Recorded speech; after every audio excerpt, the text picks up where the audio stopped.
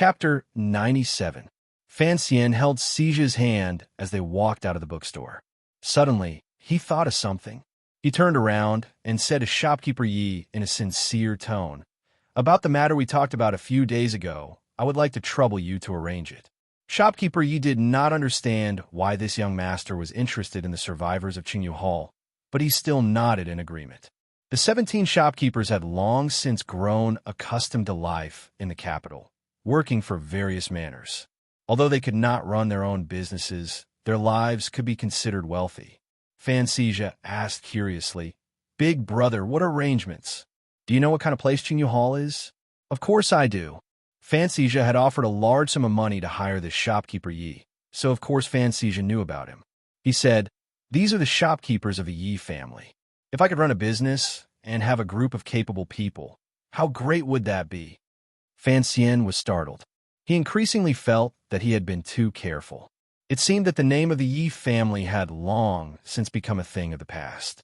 The people of the capital no longer saw it as some sort of taboo. When he boarded the carriage that had come to pick him up, he found Ro waiting inside. Fan Xian blamed himself. "If I had known you were coming, I would have come out earlier." Fan Sija looked at his sister and felt an inexplicable fear. "I just came to take a look. This business has nothing to do with me. Don't tell father." Hearing this, Fan Ro's originally indifferent face showed a trace of a smile. "We're all family. Who would want you to be flogged?" Dongchuan Road, which had been noisy during the day, was now quiet. Fan Manor's carriage rattled toward the eastern part of the capital. That was the home of the 3 boys and girls in the carriage. The sun was setting, and the carriage's shadow was long. It slid forward on the flagstones of the street, bouncing up and down as the flagstones rose and fell. It seemed as if it were struggling to escape the coolness of the flagstones and plunge into the fiery red of dusk. It was still the same old saying. Fan Xian felt that his current family life was quite happy. Happiness was such a thing. Since he had already grasped a few strands of hair in his hands, he had to hold on tighter. So Count Sinan, Fan Jian, was constrained by his official status and was unable to find out the truth of the assassination attempt against him. So he had to endure it for now. However, Fan Xian was currently a free and unfettered person, so he had no misgivings. In order to complete the 3 goals of his rebirth, he could not accept being in an unsafe environment. In his previous life, the United Nations had once said that people should have the freedom to be free from fear. Although Fan Xian did not understand politics, he thought to himself, "Even if I wear it, I still have human rights, right?" Wang Qinian sat at the table, his face ashen. He had rented this house with Master Fan's banknotes before he left the capital. It was in an inconspicuous location, and no one should have noticed it. Fan Xian quickly pushed the tea over and said, "You've worked hard." Seeing him use honorifics, Wang Qinian didn't dare accept it. He hurriedly reported the mission.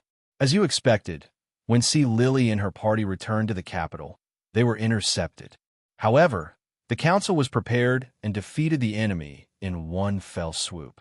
According to Master's orders, after leaving Sangzhou, I have been following the troops in the council. Those people who tried to intercept us were disguised as horse bandits, but looking at their movements, they should be soldiers. Fan Xian was startled. How did the military get involved? He carefully asked, "Is it the provincial government army or what?" "I'm not sure." Wang Qinian thought for a moment, then said, "According to Master's orders, we only followed them. In the end, we discovered that the leading officer had escaped to Wuzhou." "Wuzhou?" "Correct. That night, the officer met with the Wuzhou army." Wang Qinian suddenly remembered that there were some things he had to explain. He quickly said, "Actually, there was someone else who followed them with me." "Who?" "Zhong Zhui." Fan Xian suddenly understood. "You once said that Zhong Zhui, who was as famous as you were back then. Didn't you say that he was always by Master Chen's side?" He suddenly understood. It seemed that, like him, the Overwatch Council was also using Si Lily to track down clues behind the scenes. "Yes. That day, I saw Director Chen's carriage from afar. The Black Knights were also there. Otherwise, there was no way they could have resisted the cavalry." Wang Qinian was a little embarrassed. Master Fan, since the council is already investigating, should we continue? Let's not rush into this. Who in the court is the Wuzhou army subordinate to? They are very careful. The army officer's surname is Fong, and his first name is Xiao. He doesn't have much of background, but he is a distant relative of General Fong of the City Patrol Division. Fan Xian furrowed his brows in thought. The City Patrol Division must have played a dishonorable role in this matter. But how should he dig further? In other words, should he really continue digging? If too many important figures were involved, it would be difficult to clean up the mess. He, who had been promoted by the court as a heroic figure, might be forced to play another role. He took a deep breath. His lips were a little pale. When will see Lily arrive? He asked quietly. Tomorrow. Wang Qinian looked at him and suddenly said, the director is also returning to the capital tomorrow. Master Fan, should we first ask for the director's permission before asking for C. Lily to be interrogated? What about Master Fei? I don't think so. Hearing that Fei hadn't returned to the capital, Fan Xian was a little disappointed. But thinking that Qin Pingping would be returning soon, his spirits rose. The Overwatch Council had been created by his mother. Although so many years had passed, people's hearts would always change. But the scene he saw when he was born into this world, and his teacher's careful teaching, made Fan Xian believe that the Overwatch Council was not an enemy or a friend. It was one of his own. At this moment, he felt like a motherless child who was being bullied, and suddenly a large group of burly uncles came to help him fight. The little fellow wiped away the dirty tears on his face as he thought, F***CKU. Who else in the capital would dare to bully me in the future? At that moment, Wang Qinian suddenly laughed. Congratulations, Master. It seemed that even he, who had just returned to the capital, knew that Fan Xian had become functionary of Taichung Temple. It was just that most people didn't know who he would marry in the palace. Fan Xian smiled helplessly and didn't say anything. There was a saying in the officialdom of the Kingdom of Qing. There is nothing in the world that the Overwatch Council can't find out, even if it's the silver you hide in your chamber pot. Fan Xian also believed this. Although his father's subordinates hadn't found any clues, if there was anyone in the world who could find out, it had to be Qin Pingping. For the sake of safety, Fan Xian had Wang Qinian temporarily stop his activities. He only had him arrange for some people to closely follow the council's every move. The entire officialdom reacted to Director Qin's return to the capital. It was said that the night Qin Pingping returned, he was summoned to the palace by the emperor. After a long night of discussion, the emperor let the tired Qin Pingping return to his manor. The civil and military officials were envious of Qin Pingping's undiminished royal favor, but they also silently cursed that the old man had fallen ill from overwork and should have retired. While the director was in the palace, the Overwatch Council's operations were carried out in an orderly manner. That night, a large group of officials from the First Bureau of the Overwatch Council broke into the city patrol yamen with a murderous aura and began to search. Another group headed straight for the manor of the general in the south of the city. On a tall tree outside the brigadier general's manor, Fan Xian held the branch firmly with both hands. The Jinqi in his body slowly flowed, quietly disappearing into the dense foliage. His eyes were cold as he looked at the chaos in the manor. Not long after, the operation was over. The disappointed officials of the Overwatch Council retreated from the back courtyard, bringing with them a disappointing result. General Fong Darren of the City Patrol had committed suicide to escape punishment. Just an hour before the Overwatch Council arrived, he had hanged himself from a beam. Fan Xian sighed and waited for the crowd to disperse before slipping down the tree. Walking on the quiet night street, he was still thinking about this matter. Fong Darren was a military general. Even though his collusion with Northern Qi had been exposed and he had chosen to commit suicide, pulling out a knife and cutting his own throat seemed to be more in line with a martial man's personality. His death, by hanging, was too full of resentment in the palace. It was probably not something he was willing to do. His heart jumped, and he could no longer restrain himself. He went to the address Wang Qinian had left him. The Wang family's house was in an ordinary alley in the south of the city. At night, The men would lie outside in the shade and sip tea, but the wives of the wives would be locked up. Fan Xian walked along the street inconspicuously, found the right place, and disappeared into the dark corner of the alley. Although Wang Qinian was a low-ranking official, he was still a member of the Overwatch Council. The reason why he seemed so poor after his resignation was because he had used all his savings to buy this small courtyard. When Fan Xian entered the courtyard, Wang Qinian was looking at his son with a face full of love. He was fanning himself with a large palm leaf fan. Hearing some movement, he alertly turned his head and saw Fan Xian's clean and beautiful face. He couldn't help but be shocked. Sure. Fan Xian gestured to him and quietly followed him to a quiet place. Wang Qinian didn't think that after reporting to the young man earlier in the day, Fan Xian would immediately come looking for him again. With a face full of suspicion, he asked, "Sir, what happened?" Fan Xian told him about Fong Darren's suicide. Wang Qinian frowned. They acted quickly. This is going to be difficult. Take me to the prison. I want to see Lily, Fan Xian said. The council is investigating. If we interfere now, won't it cause a misunderstanding? Wang Qinian was more thorough in his considerations than Fan Xian. Fan Xian thought for a moment, then said helplessly, "Sir Chun has been summoned to the palace. I'm afraid something might happen in the prison." Wang Qinian thought that he really had a hurry. "Sir," he said respectfully, "it's best if you don't get involved in these matters. Let me handle it." Fan Xian shook his head. "Let's go together." To tell the truth, he had always been curious about the Overwatch Council's prison. Of course, he was also curious about Sea Lily. It was already night in the capital. In the darkness that was as thick as ink, there was a sprinkling of light. The Lujing River was the brightest, followed by the alley. And the darkest place among the ink was the Overwatch Council. That night, Wang Qinian led a mysterious man in a gray robe into the Overwatch Council's prison. Chapter 98. Because the Overwatch Council was directly under the command of the Emperor, the Kingdom of Qing's Celestial Prison was not in the Ministry of Justice, nor was it in the Supreme Court. Instead, it was here where serious criminals were kept, and security was particularly tight. The Celestial Prison was not far from the Overwatch Council, just around the corner. If anything happened, they could immediately provide assistance. Wang Qinian, at least on the surface, was no longer a member of the Overwatch Council. But with the token in Fan Xian's hand, the two of them easily gained the trust of the guards and entered the Celestial Prison. The two iron doors of the Celestial Prison opened without a sound, without the eerie grinding sound that Fan Xian had imagined. The guards carefully examined the tokens, then respectfully invited the two of them in, and closed the iron doors from the outside. Behind the iron doors was a long corridor leading downward, lit by dim oil lamps on both sides. The stone steps were slightly slippery, but there was not a speck of moss on them. It seemed that they had been carefully taken care of. As they walked down, they saw a guard every few steps.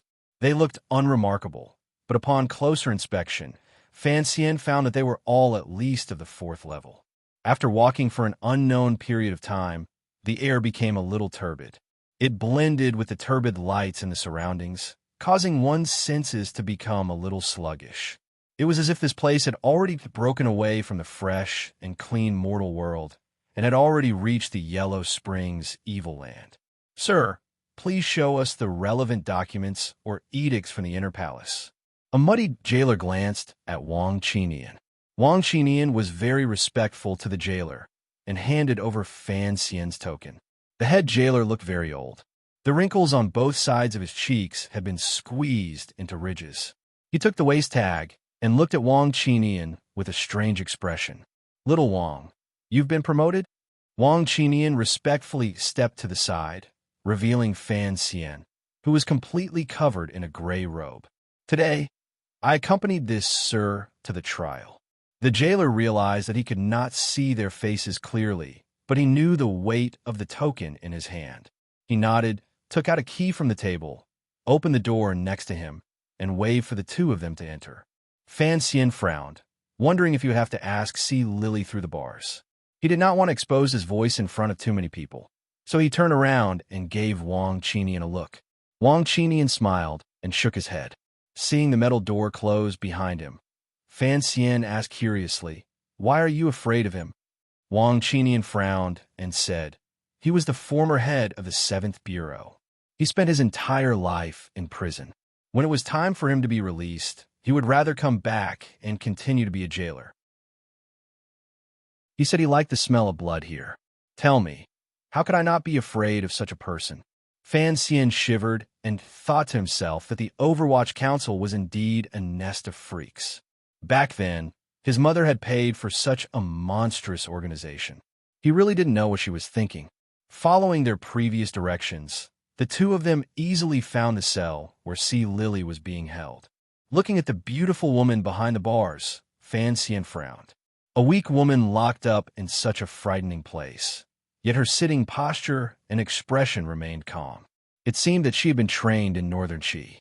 But then he immediately thought that Sea Lily was not a truly powerful figure. Otherwise, she would not have fled the capital at the beginning. Instead, she would have walked right into the trap and carelessly attacked a few important figures, making the Qing court uneasy every day.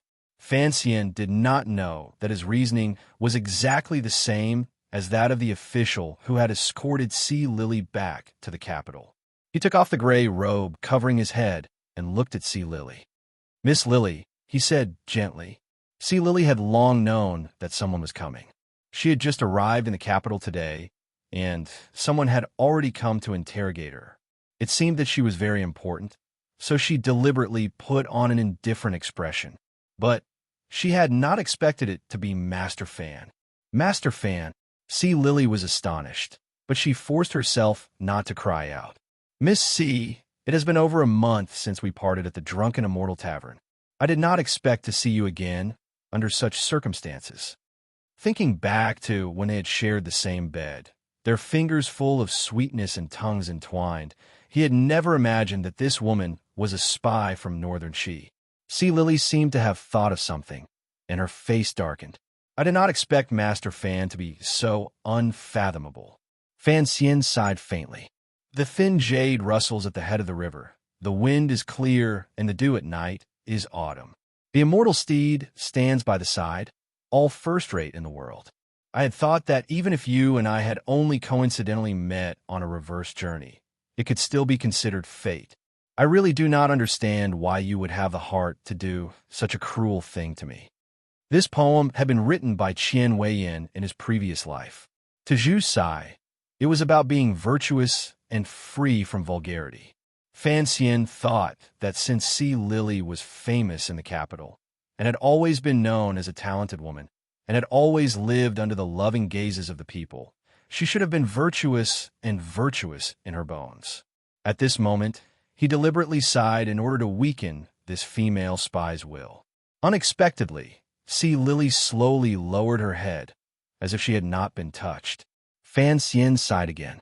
"You are a beautiful woman, yet you have become a thief." Sea Lily smiled sweetly. She was indeed as beautiful as orchids. "For you to enter this prison to see me, I presume your identity is not simple. We all serve our masters, so what need is there to say?" Fan Xian had finished sighing with his deadly poem, but it had been of no use.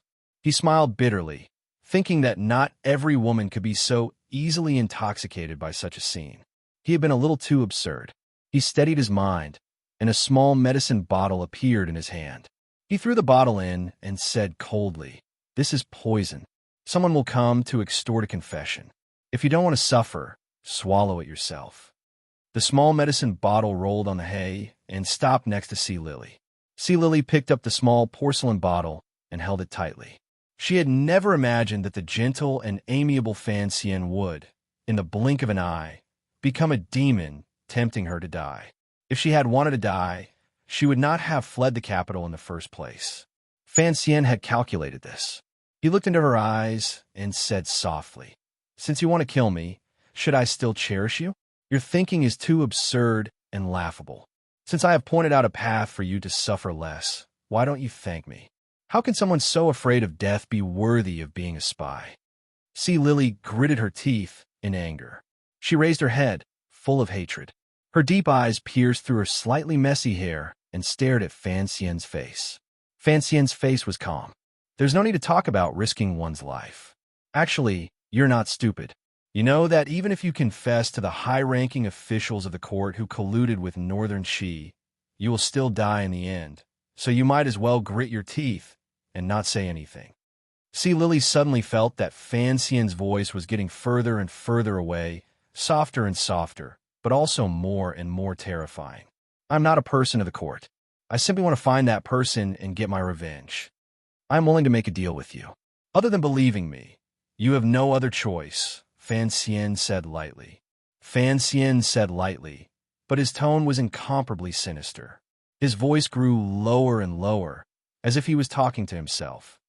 I'm a person who does not mind using torture on women because you wanted to kill me first. At the same time, I am a feminist. I believe that in a battle of life and death, men and women are equal. After all, he had been digging graves since he was a child. His elegant appearance could not completely hide the gloominess and terror that occasionally erupted from his bones. Wang Qinian silently left to get the prison head to open the door, and at the same time, to prepare the relevant instruments of torture. The screams of countless weak women rang out in the dark and gloomy prison.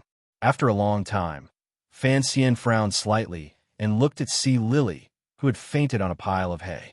He looked at her bloody fingers, without a trace of emotion on his face. On the other hand, Wang Qinian, who had been silent all this time, felt a little strange. He could not believe that such an elegant and refined young master could remain so calm after witnessing such a terrifying scene of torture. He really did not know how much coldness Fan Xian hid under his gentle face. For torture to be effective, it would take at least 5 days. Wang Qinian swallowed with some difficulty and explained in a low voice, "This sea lily in front of us is clearly a novice, which is why she was able to force some information out of you. But in the end, she is still someone who has been trained. Once a secret that must be kept is involved, and she cannot bear the physical pain, she will naturally faint." By the time the terrifying prison head arrived, Fan Xian had already hidden his face under his gray robe. The head jailer began to pack up the instruments of torture. As he did so, he shook his head and said, "Young sir, torture is also a form of knowledge. If you want to get the answer in just an hour, it is an insult to us professionals." Fan Xian was momentarily annoyed. He turned to the side to let the prison head leave. Watching him walk away, he said to Wang Qinian with a bitter smile, "It seems that it is better to leave this to the professionals. We will wait for news in a few days. With the defenses here, I don't think anyone has the ability to sneak in and silence us." Just as he was about to leave, Si Lily slowly woke up. She touched the wound on her finger and screamed in pain.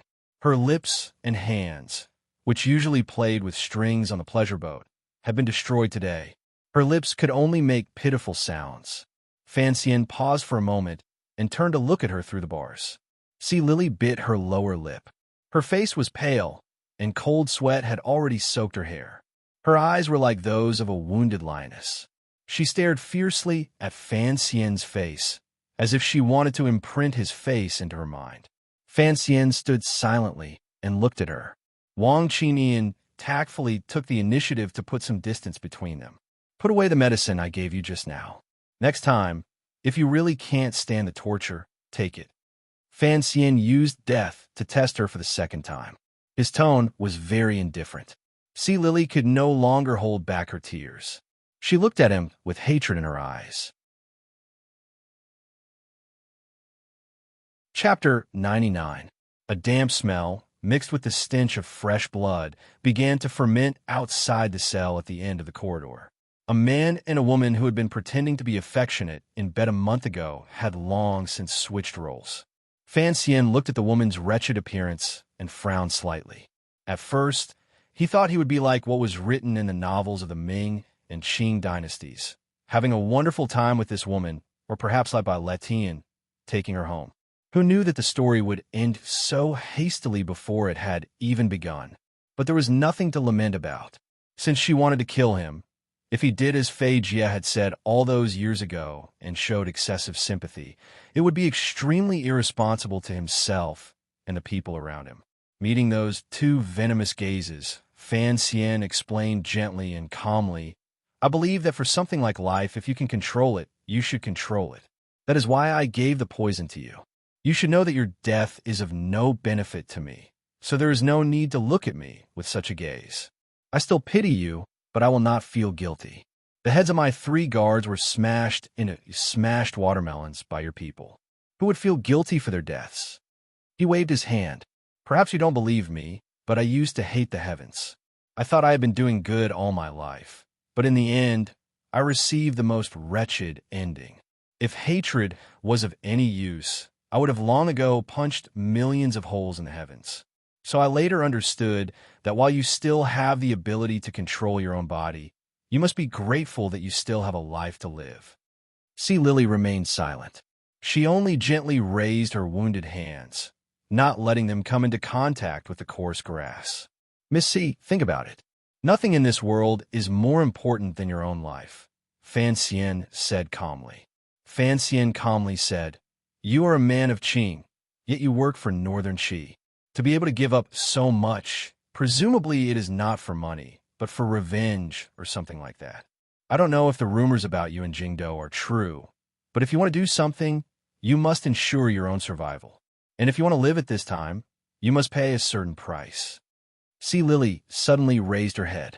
Although the light in her eyes was dim, it was like the underworld fire in a grave, unwilling to be extinguished. After a long time, she gritted her teeth and said, How can you guarantee that I will live? Fan Xian's spirit rose. He crouched down and said, You just arrived in Jingdo today, and I was able to come to the Celestial Prison to interrogate you. You should be able to guess my position in the Overwatch Council. Sea Lily shook her head weakly. Do you think I'll believe you? This has nothing to do with belief. Fan Xian gently said, This has always been a gamble. However, right now, you are more passive. Between life and death, you don't have a choice. Sea Lily's gaze wandered helplessly. She seemed to be moved. She turned her face and looked at Fan Xian's clean and beautiful face. For some reason, she thought of that night on the pleasure boat where the two of them were entangled. An unreasonable hatred welled up in her heart. Like a madwoman, she leapt forward and spat at Fan Xian's face. Fan Xian dodged to the side, very surprised. It was clear that this woman's defenses were about to be loosened. Why did she suddenly change her expression? How could he know that whether it was in his previous life or this one, regardless of her occupation, this woman's mind was always like a needle at the bottom of the ocean, like sand in the mountains, hard to touch and hard to fathom? Fan Xian felt a little irritated. His willowy brows furrowed tightly, and his expression kept changing. No one knew what he was thinking. He thought of the general who had committed suicide last night, and then he thought of the one in Wuzhou who was probably already dead. He knew that the other party had acted ruthlessly and quickly. If he wanted to catch the person who truly wanted to deal with him, it seemed that only Sea Lily's mouth could be used. If her confession came out too late, the person who contacted Sea Lily might also die or leave. It seemed that torture wouldn't be enough to break this Northern Qi spy's nerves in a short period of time. Unfortunately, what Fan Xian needed now was time. Even if it took a few days, what was there to be afraid of? It seemed that he wouldn't be able to get anything out of her. Fan Xian seemed a little disappointed. He stood up in front of the bars, as if preparing to leave with Wang Qinian. Suddenly, he took a deep breath, frowned, and stood in front of the cell. He looked coldly at the woman through the bars. Wang Qinian looked at him with some astonishment. Fan Xian's clear voice rang out. Tell me who did this. I swear on the name of my ancestors in this world that I will definitely let you go. The only reply he got was a deathly silence. But Fan Xian refused to give up. His eyes, which were gradually becoming gentler, looked at Sea Lily's face and looked at the bloody hands that she held in front of her chest. The damp air in the celestial prison smelled moldy, and the bars in time between Fan Xian and Sea Lily seemed to have grown moldy as well. After an indeterminate amount of time, Sea Lily still bit her lower lip and said nothing. It was clear that, deep in her heart, there was some kind of painful struggle going on. The bottle of poison that Fan Xian had thrown to her was made of green porcelain. Now under her hand, on the hay, it lay quietly. It seemed to emit a very strange smell. After a long time, Fan Xian sighed. It seemed that he had given up. Before he left, he said one last thing to Si Lily. The way you raise your hands, you look like a cute puppy. Later on, Wang Qinian had always felt that Fan Xian was somewhat neurotic. Even under those circumstances, he could still make fun of an enemy spy. Fan Xian himself did not feel this way. At the time, he had said it purely out of instinct. Of course, he did not know what effect his words would have on him immediately, or what it would bring him in the future. Hearing him say that she looked like a cute puppy, Si Lily was slightly stunned. Contrary to everyone's expectations, the female spy burst into laughter. After laughing, her expression changed. No one knew what she was thinking, but she felt that her spirit was extremely relaxed. It was as if, after laughing, all her burdens had been lifted. Her soul began to cower and hide in her body, carefully praying for survival. Her body felt like it was soaking in warm water. It was extremely comfortable, and she began to reminisce about the beauty of life. So she slowly raised her head. Her somewhat pale lips moved slightly, and two words came out. Mr. Wu. Fan Xian heard clearly that it was Mr. Wu. After a moment of shock, he turned to look at Wang Qinian. Wang Qinian nodded, indicating that he had heard of the name. Only then did Fan Xian let out a sigh of relief. A faint sense of excitement welled up in his heart. He reached into the bars, and, under Si Lily's puzzled gaze, he took the small porcelain bottle of poison from the hay. Thank you, he said to her, then turned to leave. Si Lily seemed to understand something. Her blood-covered hands gripped the bars tightly. She cried out to his departing figure, "Don't forget, you swore in the name of your ancestors." After the heavy metal door closed, the Overwatch Council's prison returned to its usual calm and gloomy state. The prisoners here were usually sent to the underworld after only a few days, so there were not many prisoners left. At this moment, the faint sounds of sobbing could be heard from the deepest part of the tunnel. It was very clear and very sad. After a while, the head of the prison respectfully pushed a wheelchair out of the secret room. Chun Pingping was sitting in the wheelchair, resting with his eyes closed. He suddenly opened his eyes and asked, "What do you think of the commissioner I chose?" He was asking about Fan Xian, of course. The head of the prison thought for a moment. Cruel and merciless. He's only half of it. Which half? His hands may be cruel, but he's still a gentle man deep down. Chun Pingping smiled, and a look of gratification appeared on his aged face. That's good, that's good. A gentle heart and a ruthless method is better than a ruthless heart and a rotten method. At least I got the information from Si Lily by mistake. The head of the prison asked calmly, "What should we do with Si Lily?" Chun Pingping thought for a moment, then said lightly, "Observe for a while. If she can become one of us, then we'll give it a try. If not, then we'll naturally kill her. Don't we need to explain this to Commissioner Fan?" I was prepared to hand the council over to him, but since he doesn't have the ability yet, there's no need for him to know too much. "Yes, sir," the head of the prison replied. "The first bureau is ready to depart." Chun Pingping coughed. At that moment, all the civil and military officials thought he was still in the palace. No one expected him to come alone to the celestial prison. His coughing finally subsided, and he motioned for the head of the prison to push him out. He closed his eyes and thought for a moment. Since Mr. Wu has already forced Fangda to his death, he must have left the capital by now. I'm afraid we won't make it in time. The head of the prison shrugged. He had been in charge of the affairs of the 7th Bureau, and he had always looked down on the efficiency of the 1st Bureau. There was no fun in investigating a case, so he wasn't too concerned about whether or not they could catch Mr. Wu. He just looked at the long corridor above his head and said with a headache, "Director, next time don't come and eavesdrop. It's very difficult to move this wheelchair up." Chun Pingping smiled. After leaving the palace today, he had come here to see the son of his old friend. He wanted to see what he looked like now, and whether or not he had the ability to take over everything he had prepared for him. As for the assassination on Yalan Street, He, like Wu Zhu, did not take it to heart. It was only a small matter.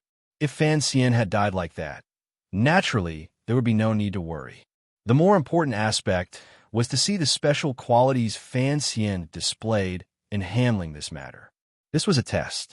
Fan Xian did not know any of this, and hurriedly left the prison with Wang Qinian. He learned from Wang Qinian that Mr. Wu was a famous strategist in the capital, but he always hovered between the second prince and the crown prince.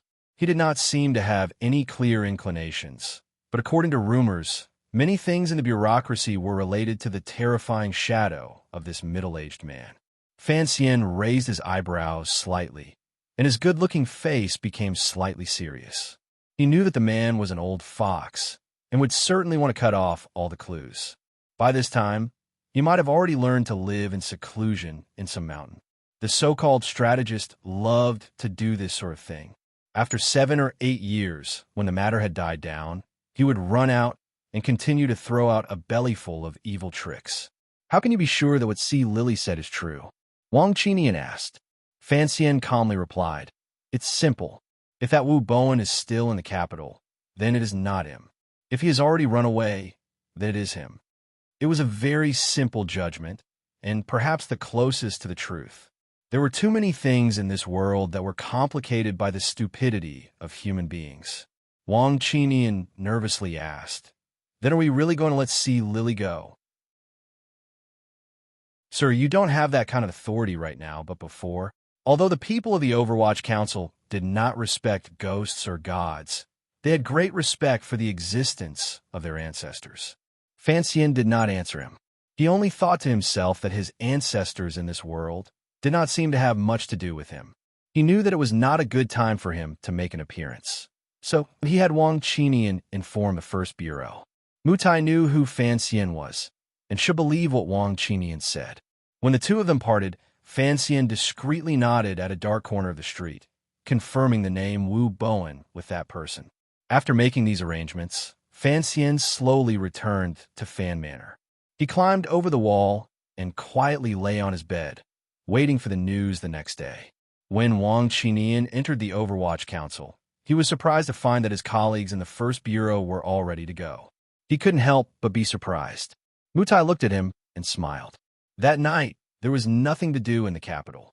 After Fan Xian returned to Fan Manor, he greeted everyone and then entered a secret room he had requested from his father. He carefully took out a small, well-sealed leather pouch and poured out the small blue porcelain bottle.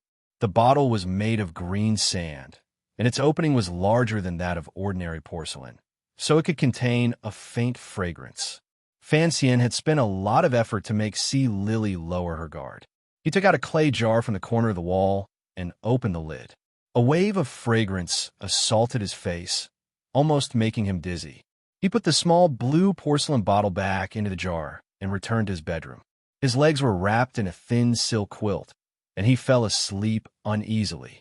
The next day, Wang Qinian came to report with some shame.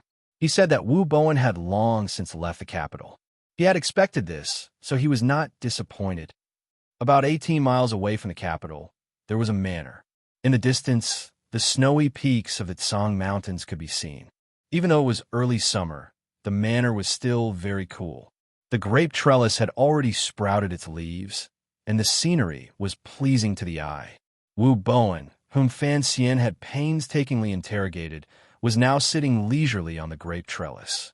He looked at the young man in front of him and said with a hint of reproach, "You shouldn't have come." The young man in front of him was the second son of the Prime Minister, Lin Gong. He looked at Wu Bowen and said politely, "Mr. Wu is being forced to leave the capital. Naturally, I have to come and see you off."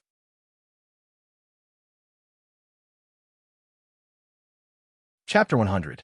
Wu Bowen smiled. He believed that he had everything under control and that everything was within his calculations. People always thought that he was swinging between the second prince and the crown prince, but they didn't know about his relationship with the prime minister. "It's too risky," he said reproachfully. "The prime minister doesn't know about our plan. If he were to find out, I'm afraid that even your father would have a hard time getting out." Lin Gong smiled sinisterly. "You should go to Mount Lao to meditate for a while."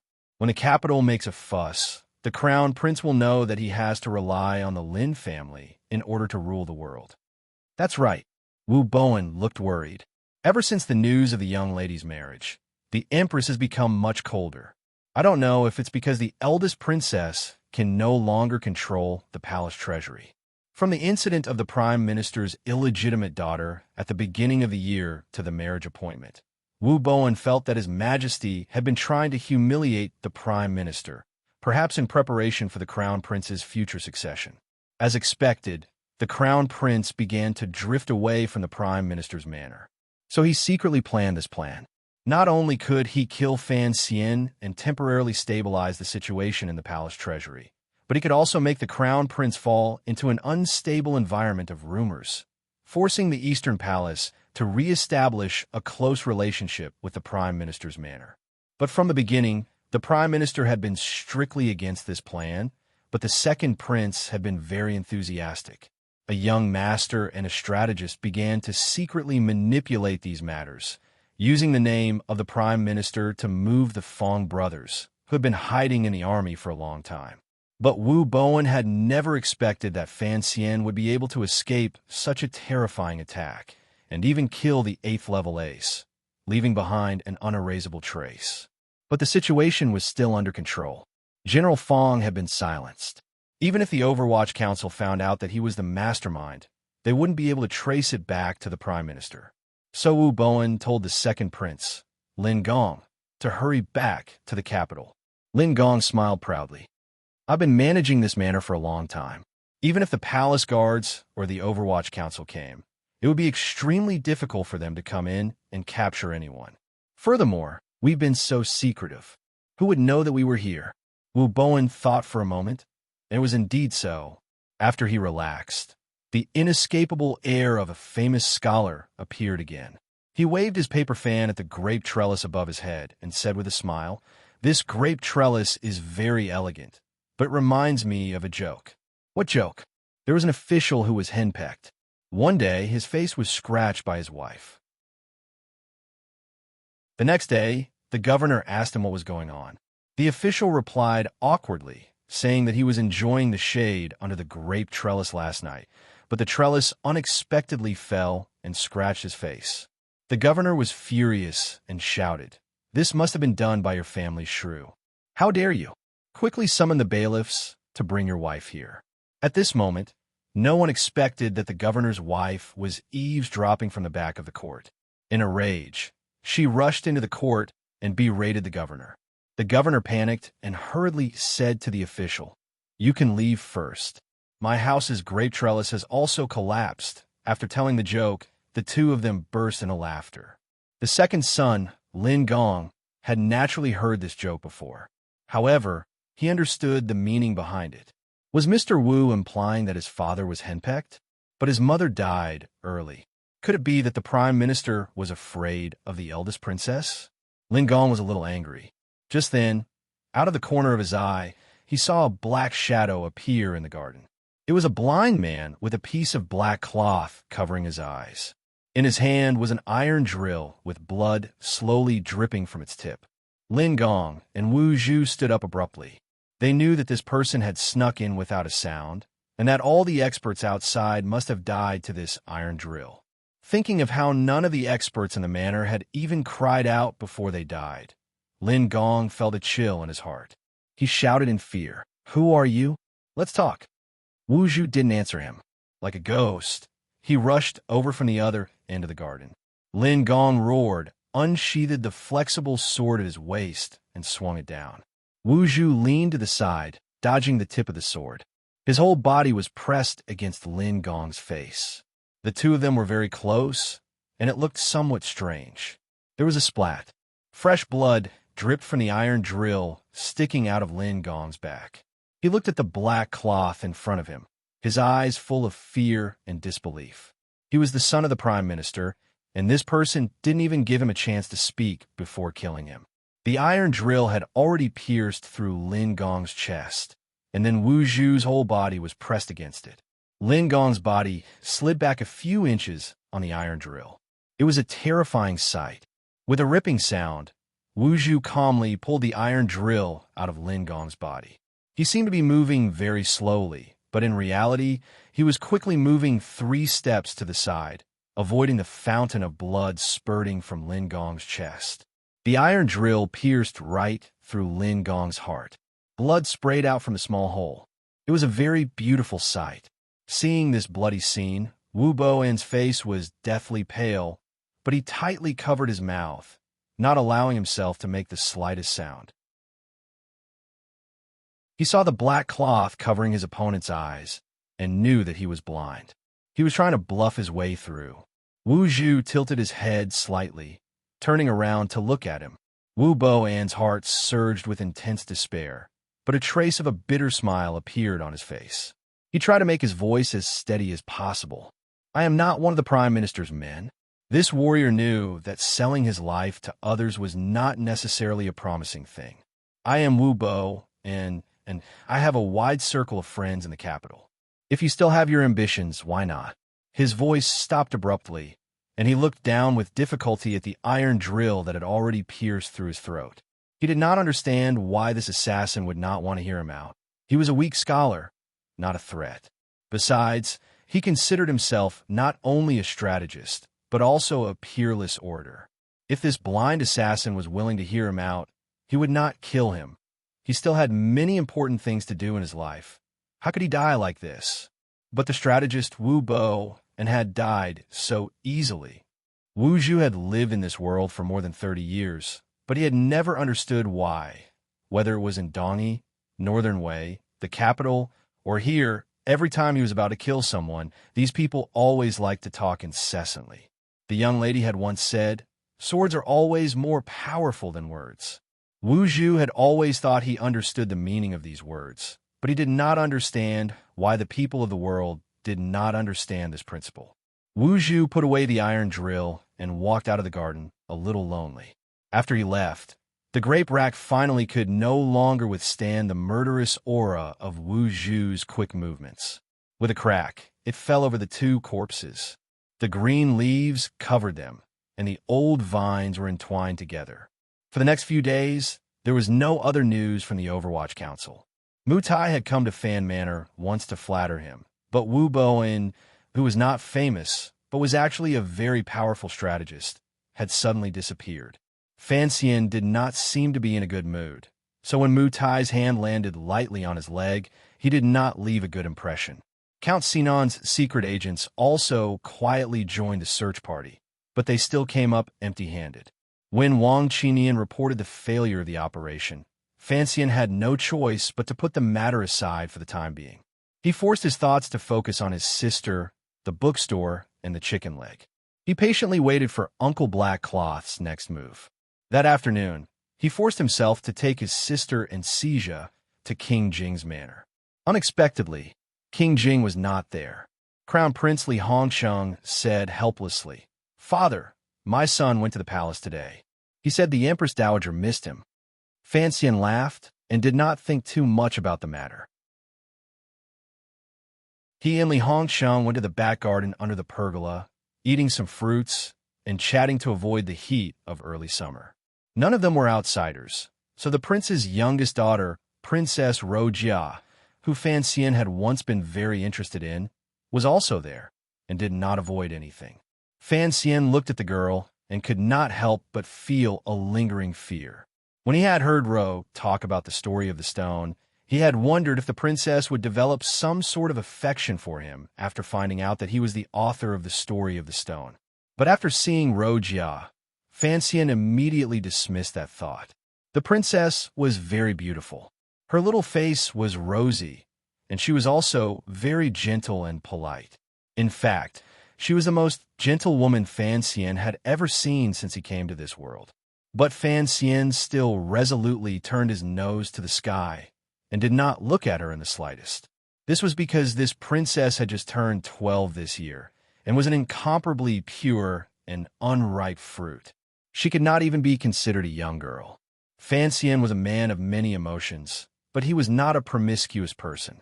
Whenever he thought of doing something with a 12-year-old girl, he felt a pang of fear and tried to avoid it. Who would have thought that his worst fears would come true? Princess Rojia had been sitting obediently by Roro's side the entire time. Her eyes, intentionally or unintentionally, had been glancing at Fan Xian. Her large eyes flashed shyly, and Fan Xian's heart raced, flustered, confused, and afraid. Fan Xizha was led away by the servants of the manor to shoot arrows. Fan Xian and the crown prince were chatting casually, and the two girls were also quietly talking about something. Just as Fan Xian was feeling awkward, he suddenly saw one of the manor's subordinates rush in and whisper something into Li Hongqing's ear. Li Hongqing's expression changed, and he looked at Fan Xian with a puzzled expression. "What's happened?" Fan Xian looked at the awning and smiled. "The prince's grape trellises are very well built, but it reminds me of a joke."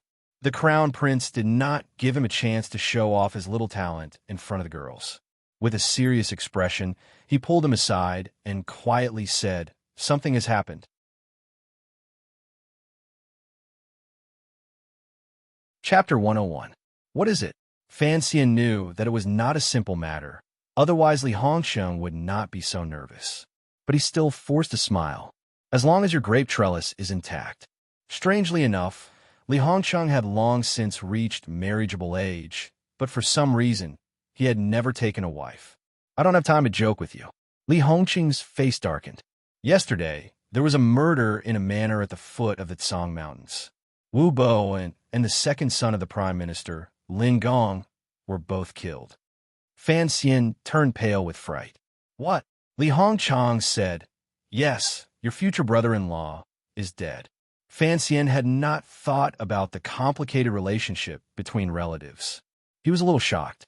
Wu Bowen's death was within his expectations, but if it was not his uncle who did it, and someone was trying to silence him, how could the second son of the Prime Minister be involved? Fan Xian was aware of this. His net worth was still far below that of his second brother-in-law.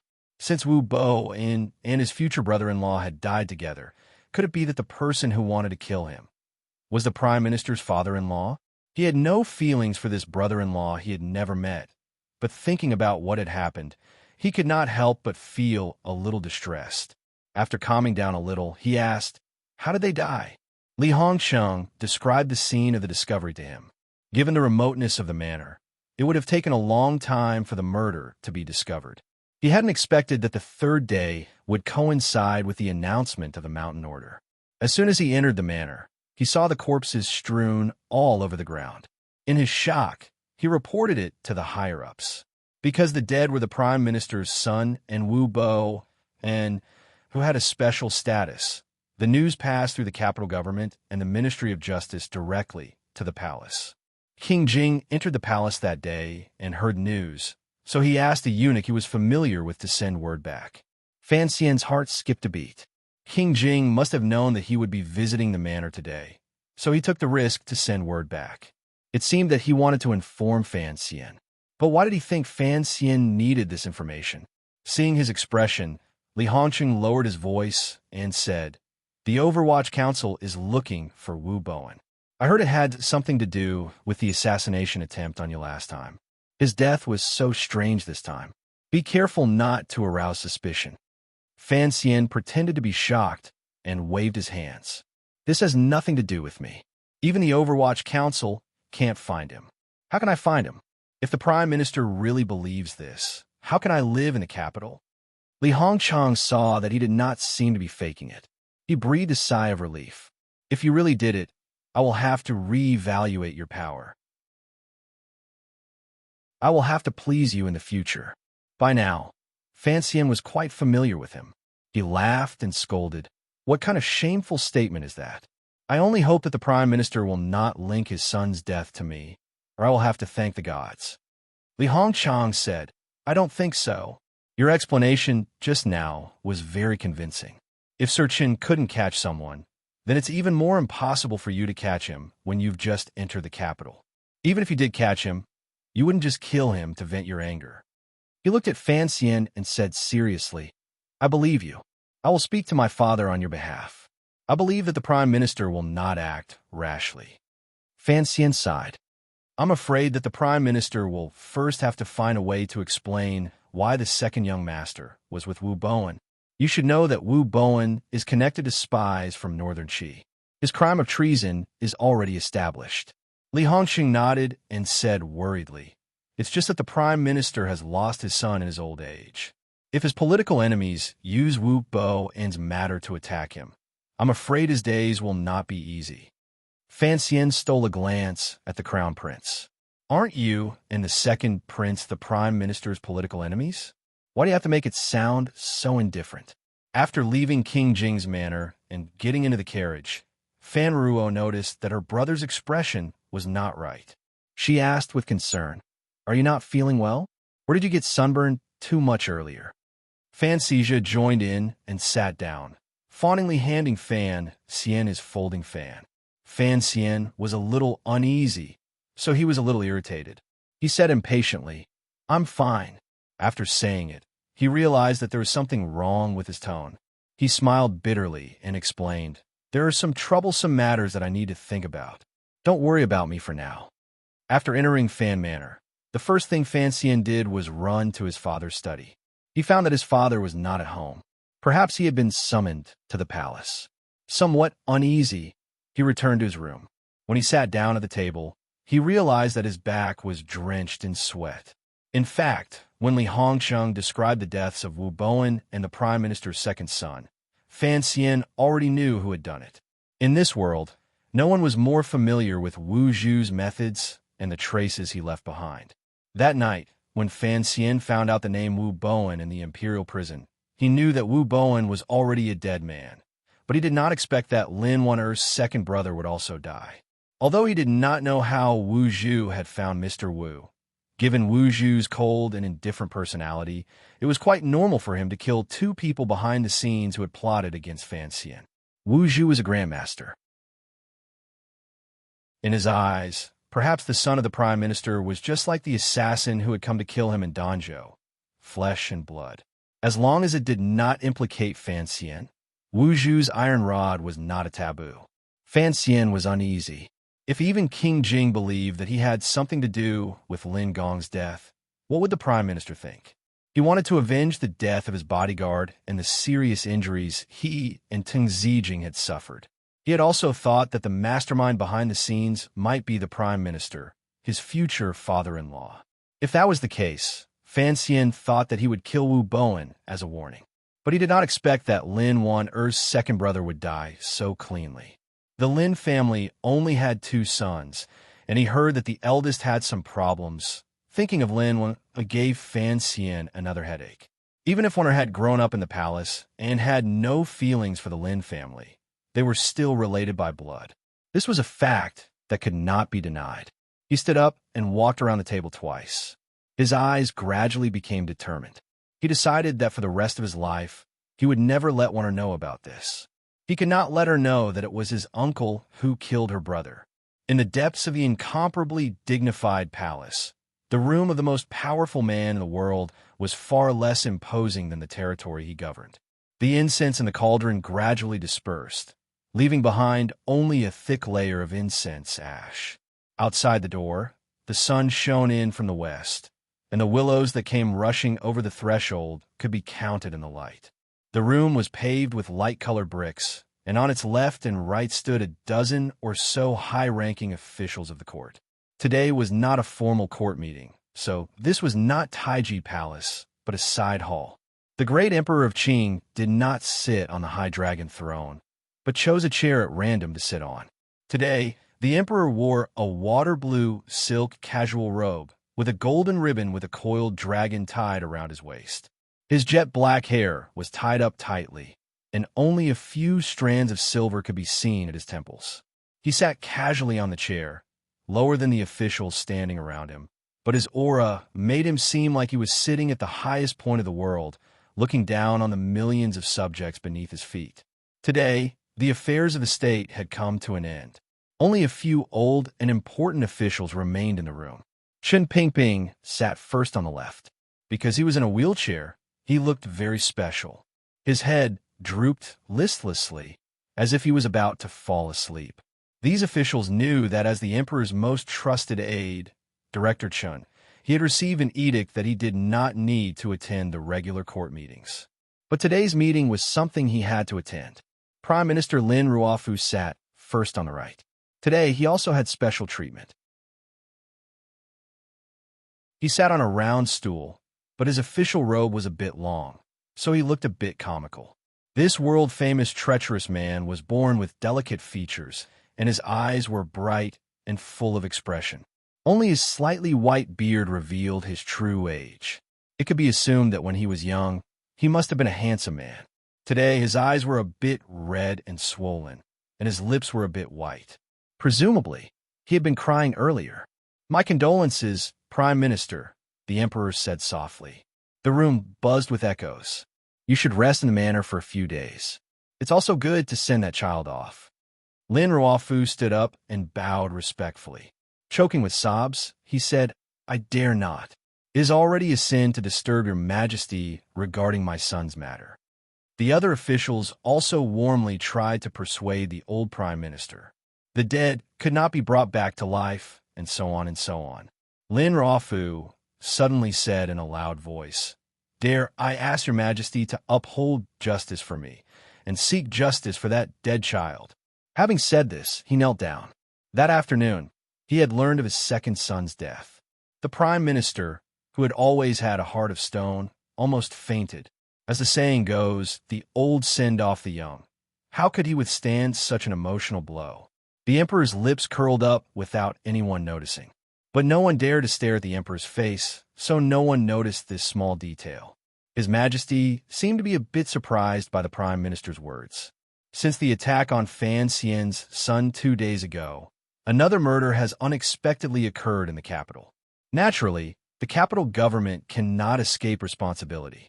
Do not worry, Prime Minister. I will punish them heavily to give you an explanation. Each department must seize the opportunity to apprehend the culprit, with the Ministry of Justice taking the lead. If there is any disagreement, Director Chun will take command.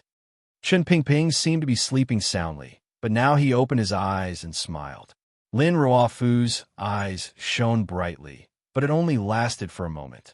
He kowtowed to the emperor, and under the persuasion of the others, stood up.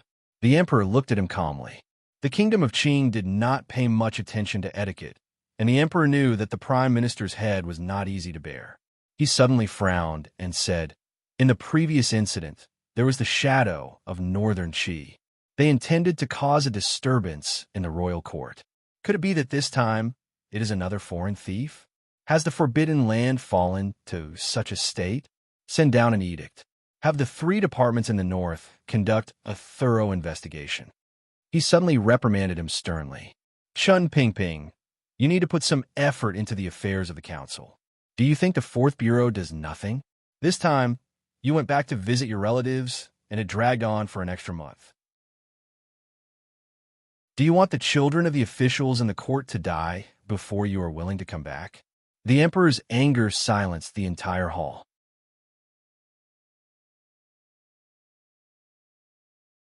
Chapter 102. Hearing His Majesty's voice grow louder and louder, the officials were alarmed. It was rare to see His Majesty so angry, and even rarer to reprimand Chen Pingping. Chen Pingping's expression did not change. On my way back to the capital, someone in the court tried to kidnap the spy from northern Qi, Sea Lily. Sea Lily is related to the assassination attempt on the son of the Fan family. This is a serious matter, and after receiving the report, I took a detour to escort the spy back. That's why I was delayed for some time. So that's how it is. That's all. The emperor softly grunted. He had raised a matter high and then lightly let it fall. The ministers were initially shocked, thinking that His Majesty didn't seem to like even Chun Darren very much. Then they realized that the matter of returning late was, in the end, improper, and His Majesty was using this matter to settle this debt. But then they remembered what Chen Pingping had said about Sea Lily. This was the first time the officials had heard of someone trying to break a prisoner out, and they couldn't help but be shocked. They wondered if there really was a high-ranking official colluding with Northern Qi to confuse the court. Put the matter of Sea Lily aside for now. First, investigate the case of the son of the Prime Minister. The Emperor looked at Chen Pingping coldly. Chen Pingping straightened in his wheelchair and looked at Lin Ruofu again. He smiled. These two cases are actually one. What do you mean? Not only the emperor, but the other officials were also interested. Only Lin Ruofu seemed to have thought of something, and his expression became very unsightly. The prime minister was worried about the death of his son. There are some things I shouldn't say, but as an official, I dare not hide anything from His Majesty. Please forgive me for speaking out of turn.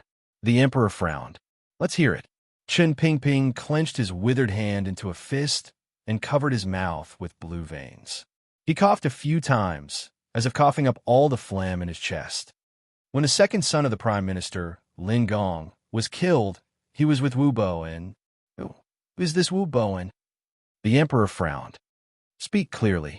Most of the officials in the room knew of Wu Bowen's reputation in the capital's officialdom. However, they had always thought that this strategist was swinging between the crown prince and the second prince. Who would have thought that he was with the son of the prime minister? Now that they looked at the prime minister again, they couldn't help but feel a little worried. After all, they were all civil servants. If Wu Bowen was bitten by the mad dog Wu Bowen, they would all lose face. At this time, Lin Ruofu was sitting on a round stool. His eyes were still red and swollen, but he didn't seem to be worried. A few days ago, I investigated the assassination attempt on Fan Xian's son. Si Lily confessed that the person who contacted Northern Qi was Wu Bo, and that the person who let the Western barbarian archers into the capital was General Fong Darren of the city patrol. The leader of the cavalry outside Sangzhou who attempted to break out the prisoners was a subordinate of Fong Darren's distant cousin, General Xiu of Wuzhou. Now, it seems that the mastermind of this incident was Wu Bo, and Fong Xiu and Fong Darren were both executors responsible for receiving the Northern Qi assassins and silencing them. As for the matter of the archers' bodies being cremated first, there are currently no clues. What are you trying to say? I don't mean anything else. I'm just curious as to why the second young master of Lin Ruofu would be in the manor at the foot of Song Mountain with the mastermind behind the assassination attempt on Fan Xian's son. Hearing this, the officials were in an uproar. Guo Yu, the Minister of Rights, was the first to defend the Prime Minister.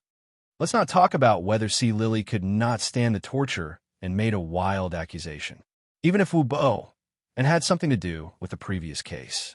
He turned to the emperor and apologized. Your Majesty, please don't blame me. It was because Wu Bo was a scholar 20 years ago. He was famous in the capital and had a wide circle of friends.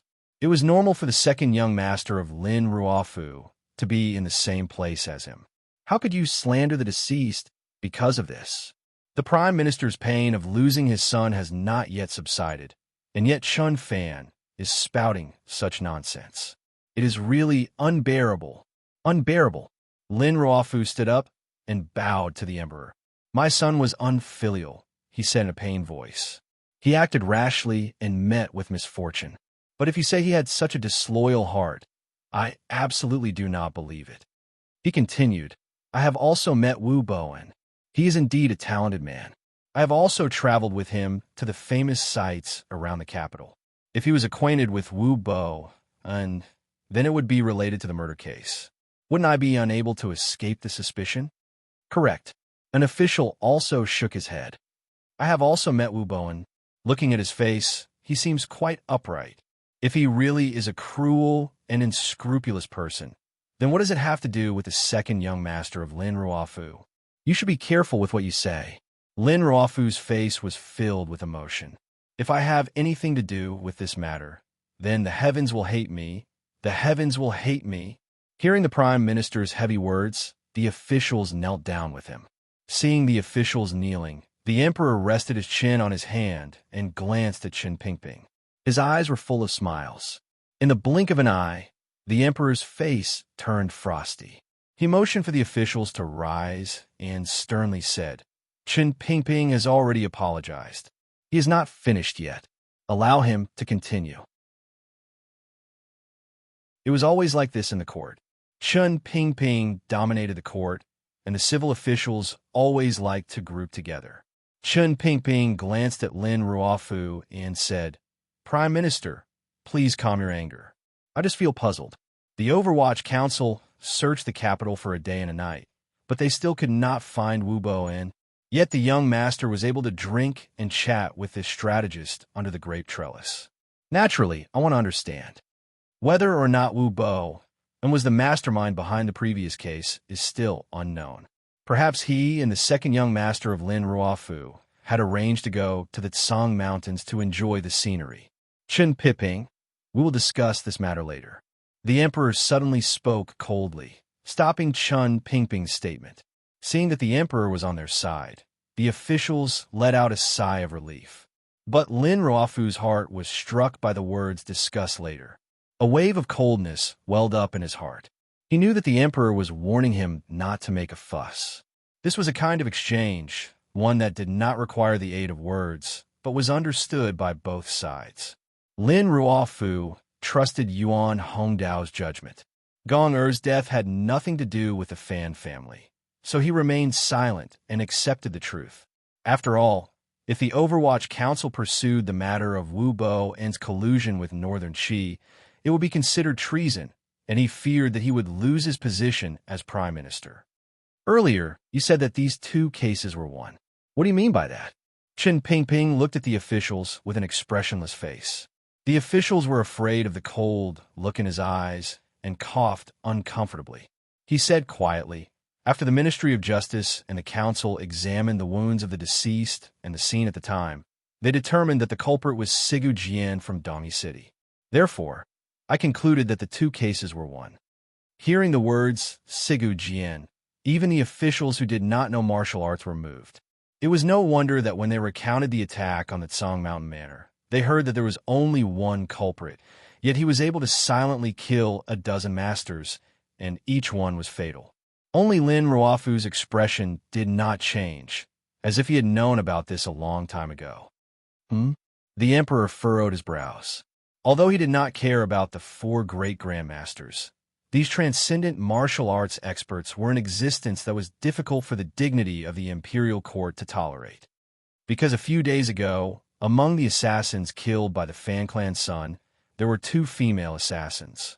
According to the council's records, these two female assassins should have been under the tutelage of Sigu Jian from Dongyi City, but we do not know if they were his disciples or grand-disciples. A month ago, there were reports from the council that Sigu Jian was not in Dongyi City. In my opinion, the sword fanatic should have come to Qing. The emperor slowly closed his eyes and asked coldly, why did he not kill the Fan Clan's children, but instead find Wu Bo? Everyone knows that Sigu Jian is a sword fanatic. When his disciples assassinated someone else and were killed in retaliation, he would probably admire the other party's methods and would not view them as enemies. Furthermore, this person loathed schemes and plots and strictly forbade his disciples from involving themselves in the struggles of the country. If Wu Bo had not promised some benefits and persuaded the two female assassins, they would not have died. I'm afraid that in his heart, only Wu Bo is his true enemy. Chen Pingping spoke lightly. He lied without batting an eyelid. After a long time, the emperor's dignified voice rang out in the palace. The capital's magistrate, Mei Zhili, pleads guilty. His salary will be reduced for a year. The Overwatch Council will be stationed in the City Patrol Division to investigate, and Zhao Ziheng will be relieved of his duties. The Ministry of Justice will continue to investigate 2 additional murder cases. After the cases are concluded, an edict will be issued to Dongyi City to hand over the culprit. Having said this, he went up to Lin Ruofu and said a few words of comfort, then left the room. The officials retreated, and a serving girl came forward to push Chen Pingping's wheelchair into the inner palace. The officials were not surprised by this. They had never imagined that they would one day receive such favor from Chen Pingping. That was why they were so tightly united in all matters, big or small. Fighting against the power of the Overwatch Council was the same as fighting against the emperor's personal power. This was the traditional concept of the civil officials since the founding of the Qin kingdom. It seemed to have been deeply ingrained in their heads and could never be shaken off. The officials even thought maliciously that perhaps it was because Chun Pingping was paralyzed and had no children that the emperor trusted him so unreservedly. In the quiet depths of the palace, there were no eunuchs or serving girls. Only the emperor and Chun Pingping sat facing each other. The emperor raised his teacup and took a sip. He seemed to feel that the temperature of the tea was not quite right. He frowned and smashed the cup in front of Chun Pingping's wheelchair. Crack! The porcelain cup shattered into pieces, and the tea soaked the bottom of Chun Pingping's trousers. His legs were not good, and he could not avoid it. Different from before, the emperor's voice was particularly cold and oppressive. Sigu Jian? This answer is a bit preposterous. It was as if Chun Pingping did not see the scene in front of him. With a face full of smiles, he replied respectfully, "I dare not hide this from you, Your Majesty." That wound was mournful and had a sense of loss. The Ministry of Justice and the Council all agreed on this. The emperor curled the corners of his lips and looked at him with a smile. Suddenly, a strange light flashed through his eyes. He asked in a loud voice, "Is Lao Wu in the capital?" Chun Pingping slowly raised his head and opened his lips. A moment later, he said, "Correct. Sir Wu is currently in Jingdao."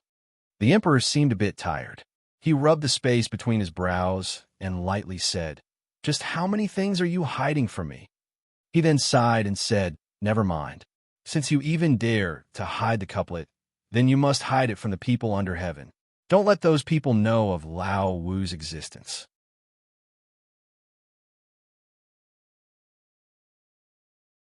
Chapter 103. "Yes, sir," Chun Pingping answered respectfully. "Were those two female assassins really Sigu Jian's disciples?" "Yes."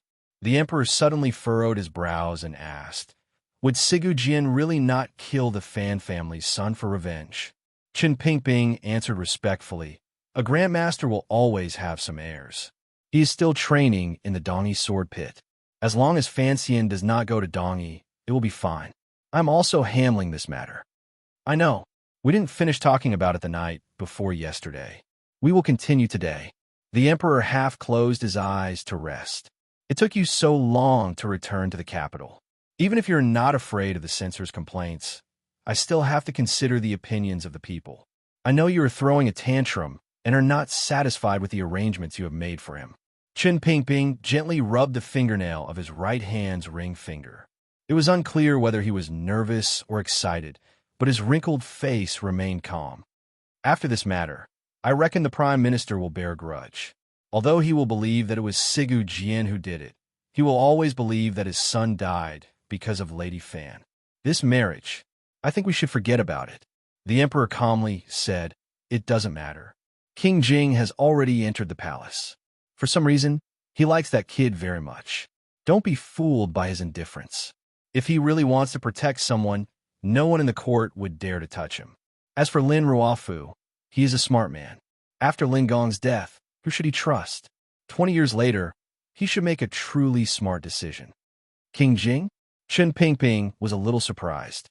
Of course, he did not recognize him, so I do not know where his affection for that kid came from. The emperor sighed. Perhaps it is all fate. It seemed that these words touched on some old pain. The emperor and the official fell silent at the same time. Chun Pingping suddenly said, "I opposed this marriage for years ago. Today, I still oppose this marriage." The emperor opened his eyes and looked at him.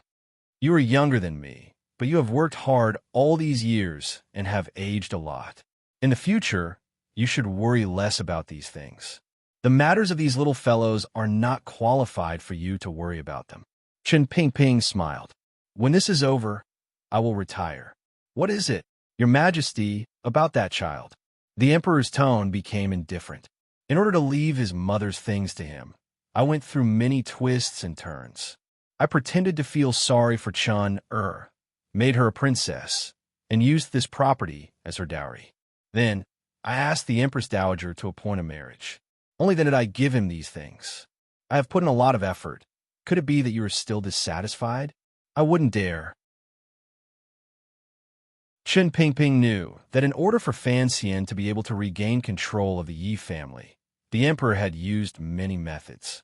He said seriously, "However, I've always wondered how the Overwatch Council will be dealt with if one day I passed away. If the council was handed over to an outsider, it would be a very dangerous matter." Unlike the succession of imperial power, the Overwatch Council was a somewhat abnormal existence. It was completely dependent on the emperor's unparalleled trust in Chen Pingping and Chen Pingping's unparalleled loyalty to the emperor.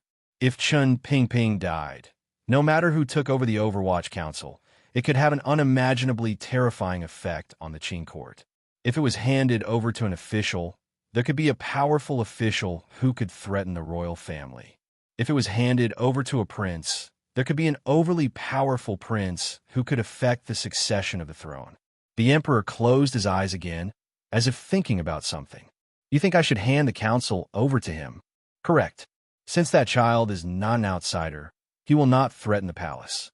But his background means that he cannot participate in the struggle of the emperor's family, so he can maintain a neutral position," Chen Pingping replied slowly. The emperor seemed to be moved. "Let me think about it. Take good care of your body. You still have 10 or 20 years to live. There is no need to rush this matter." "Yes." Chen Pingping saw that today's goal had been achieved. He respectfully bowed and retreated. A palace maid saw him from afar and came to help him walk out of the palace. The emperor stood up and closed his eyes for a long time. Suddenly, he opened his eyes and watched the wheelchair walk out of the palace. He had never doubted Chen Pingping's loyalty to him, but he had always wondered why this old dog was so obsessed with that woman. He was willing to do anything to fight for all the power he could get for that child. Thinking of that child, a trace of gentleness suddenly flashed across the face of this world's ruler. He thought to himself, "I haven't seen him since coming to the capital." The palace maid pushed the wheelchair into the inner palace. A guard took it and slowly pushed it into the outer palace. When it reached the palace gates, people from the Overwatch Council took it and helped old Sir Chun into the carriage. The carriage moved forward on Zhuke Avenue, rolling over the stone pavement and making a rhythmic sound. It had been a long time, but they still hadn't left the inner city. The road to the east of the city was very quiet. At this time, the sky was half dark. The carriage turned diagonally and stopped in a secluded place. There, another carriage was already waiting. The officials from the Overwatch Council and the guards next to the carriage didn't seem to be familiar with each other, but they tacitly left the carriage at the same time and scattered around, forming a relatively hidden defensive circle. The two carriages were very close to each other. At the same time, the people in the carriage opened the side curtain and looked at each other. It was Chen Pingping and Fan Xian's father, Fan Jian, the assistant minister of the Ministry of Rights. Chen Pingping looked at this righteous face and was very angry. "While I was not in the capital, you coaxed His Majesty into finding a good marriage for your son." Fan Jian saw that he was angry, but he was neither afraid nor nervous. He smiled and replied, "For years ago, you ruined my plans. I'm just trying to make things right." Chen Pingping coldly said, "What's there to be happy about with such a pile of stinking money?" Fan Jian shook his head. "Money is the most important thing. Don't forget that when the council was first built, if it weren't for Xian Er's mother, you would be starving. The palace treasury of today is no longer the Yi family of the past. If the Fan family were to take over, I'm afraid they would be badly battered. His Majesty forced the Lin family to acknowledge an illegitimate daughter so that you and the Prime Minister could live in peace. At the same time, it was also for the future. Otherwise, if people found out that a princess was married to a prince, what would they say?" Chen Pingping laughed coldly. "Listen to my advice. Annul this marriage. It will be a good thing for both of you. You think I don't know what you're planning?" Fan Jian frowned. "You've always believed that the eldest princess had something to do with what happened back then. But after all these years, you still haven't found any evidence. That's not the only reason."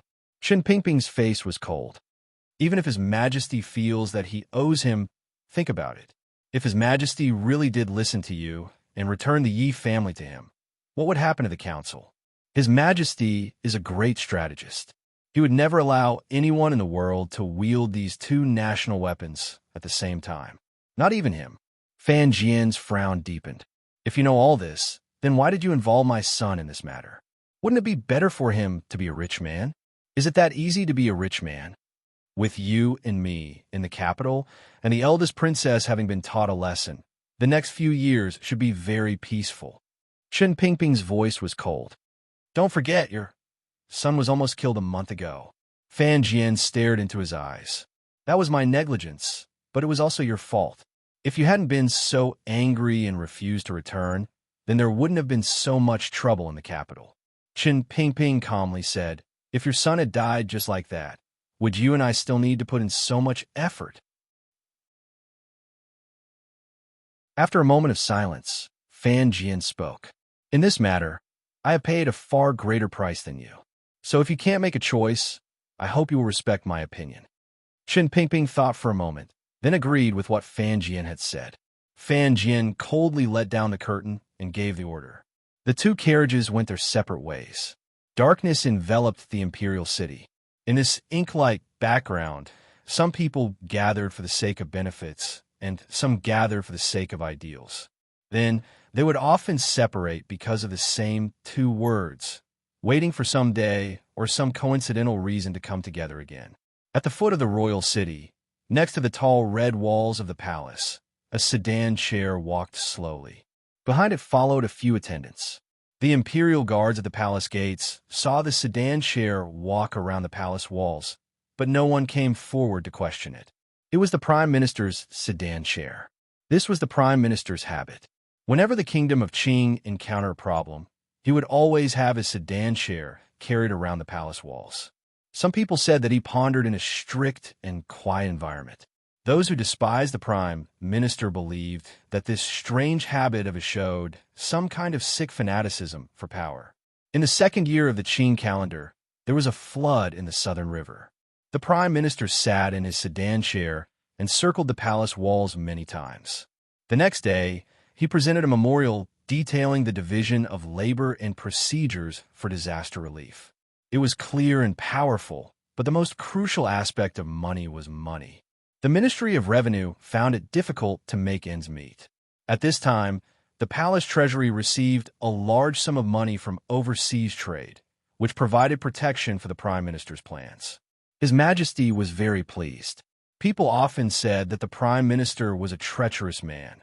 One could tell just by looking at his manner. The prime minister was a capable man.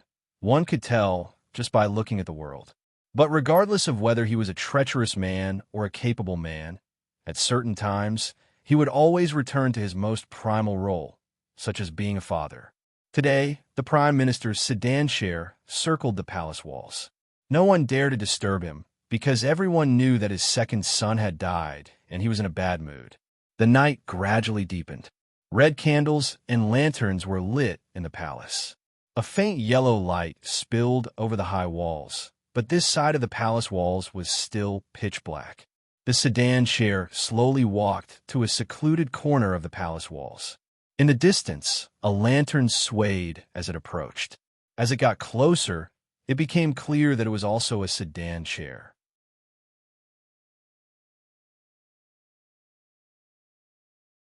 Chapter 104. The two palanquins stopped at the same time. The bearers carefully put down their poles, and just like when Fan Xian and Chen Pingping met, they quietly retreated into the distance. The palanquins naturally leaned forward, so the people sitting inside should be uncomfortable. But strangely, neither the prime minister nor the person in the palanquin came out to greet them. So the palanquins bowed to each other, like two friends greeting each other, or like a couple bowing to heaven and earth before their wedding night. Ruofu, don't be too sad. A soft and weak voice finally came from the opposite palanquin. It was the eldest princess coming out of the palace to see her lover from many years ago. Hearing this familiar voice, the prime minister frowned slightly, as if remembering something from many years ago. He said lightly, I am very grateful that the eldest princess is concerned about my family matters. Hearing his distant words, the eldest princess's voice immediately became mournful. This difference between master and subject, how can it be brought up between the two of us? Why are you speaking so coldly today? A cold laugh came from the Prime Minister's palanquin. Your Highness, Ruafu is incompetent, but I do not want to become a dough that you can knead as you wish. The other palanquin fell silent, as if not expecting such hurtful words. After a long while, she replied pitifully, Ruafu, what do you mean? Although Gong is not my child, I always send people to send gifts to your residence during the festival. I love him as much as you do. As a dignified princess, am I your punching bag? Forget it. You're not in a good mood today, so let's not talk about it. Lin Ruafu suddenly snorted. I have met with the eldest princess today to tell you that I have agreed to Chinner's marriage in October. It was completely dark outside the palace walls. Only the lantern placed next to the eldest princess' sedan gave off a bit of light. The long period of silence was enough to prove how shocked the seemingly weak woman in the sedan was right now, and how angry she was after hearing these words. After a long time, the eldest princess' clear voice that was like the cold winds of winter came through the sedan curtains. That is my daughter. I will not let her marry that little bastard of the Fan family. Whether in or out of the palace, the eldest princess had always given people an image of weakness. Who knew that her words would be so harsh? Can you persuade His Majesty? Lin Ruafu's voice carried a trace of self-blame and self-pity. Moreover, Your Majesty has let the world know that Chun'er is my daughter. This means that she is destined to be a dishonorable character. The eldest princess's voice immediately became extremely sad and beautiful. You really have the heart to, hearing her voice now. Lin Ruafu felt disgusted. He said with disgust, if Princess is worried about the palace treasury, that is no longer within the scope of my consideration. Chang Gongfang said in a trembling voice, if you don't consider it, who will? I am just a woman living alone in the palace. Do you think it was easy for me all these years? Inside the palanquin, Lin Ruafu's face was filled with loathing. I have a daughter, but I can't see her all year round. I can only occasionally catch a glimpse of her from afar at the palace banquets. Do you think it's easy for a father like me? The eldest princess miserably explained, this is something that can't be helped. Back then, I was secretly pregnant, and I didn't have the heart to ruin your future, so I raised her alone. These years, I have helped you take care of things in the palace, and secretly transferred silver from the palace treasury for you to use. Don't tell me you don't think of my kindness? The voice in the Prime Minister's palanquin grew cold. Lin Ruafu growled in a low voice. My future? Since then, when have I ever taken the initiative to ask for such a future? Back then, I was a poor scholar, but now I have become a Prime Minister. It seems to be glorious, but I can't see my daughter. I gave birth to a son, but, he said in a trembling voice in the palanquin, but died tragically in front of me. This is not my future, what I want. This is only the power you want. You are not willing to marry a prince who will never be able to make a name for himself and live the rest of your life in peace. Do you think I should thank you for this? Hearing these words, the eldest princess was enraged. In a shrill voice, she cried and cursed. Lin Ruafu, things have already reached this point, yet you still say such nonsense. If you really are not satisfied, why didn't you say anything when you were transferred to the Imperial Censorate to be the Imperial Censorate? Why didn't you feel sad when you were transferred to Hamlin Academy? Why didn't you blame yourself when I helped you get the position of Assistant Minister of the Ministry of Appointments? When you were promoted step by step, you didn't remember my kindness. Now that things are not going your way, you vent all your anger on me. Very well, Rueyur. Hearing the eldest princess's voice become louder and louder, Lin Ruafu's voice calmed down. His words were filled with resentment. I would rather you be this kind of shrew than to always have that kind of sorrowful appearance. Do you know that that is very disgusting? The eldest princess was so angry that she couldn't speak. As for Chinner's marriage, I have decided. I have observed Fan Xian. No matter what kind of person he is, at least he is not someone who will die easily, Lin Ruafu said coldly. I do not wish for my daughter to become a widow. The eldest princess rebuked him. Have you lost your mind today? Gonger has just been murdered, and you are in such a hurry to win over the Fan family. Do you really believe what that old dog Chen Pingping said? Sigu Jian is a man of high status. How could he come to the capital to kill people? Perhaps Fan Jian is the mastermind behind this. Lin Ruofu said coldly, "The one who died was my son. Do you think I did not go to see him for the last time? Those scars cannot be hidden. Sigu Jian's sword was sharp but casual. Even if I am mistaken, the one in my household will not." Seeing that she could not convince him, the eldest princess's tone softened. She pleaded, "Wait for me to investigate. Even if you do not pity me, do not let Chinner marry into the Fan family." After a moment of silence, Lin Ruofu finally spoke. "Wu Bowen suggested to me the plan to assassinate Fan Xian. I did not agree. I did not expect him to persuade the stupid gonger." The eldest princess fell silent. She knew that it was difficult to convince him that she had nothing to do with this matter. "Wu Bowen is your man." Lin Ruofu's voice was so cold that it seemed to freeze the swaying curtains of the sedan chair in the night wind. "I always knew that he was one of your people, that he was someone you used to monitor me, but I never thought that my son would die because of you. So let's stop here." The night wind began to blow around the palace walls. The palanquin slowly disappeared into the darkness. A lantern fell weakly to the side of a lonely palanquin. The faint sound of a woman weeping could be heard from the palanquin. The eunuchs nervously stepped forward, and the palace maids held up lanterns. The procession slowly entered the palace through the corner gate of the palace. The palanquin traveled for a long time before arriving at Guangxin Palace, where the eldest princess was temporarily staying. The curtain was lifted, and the eldest princess stepped out, her face streaked with tears. The eunuchs and palace maids quickly lowered their heads, not daring to look up. The eldest princess weakly walked up the stone steps. Finally, she wiped away the tears on her face. Suddenly, she smiled sweetly, like a willow tree that had just shed its dew. She timidly said, "Kill them all." Several streaks of green light appeared. The eunuchs did not have time to beg for mercy before their throats were slit by the eldest princess palace, maids with knives hidden in their sleeves. Inside the palace, the corpses fell to the ground, making a few soft sounds.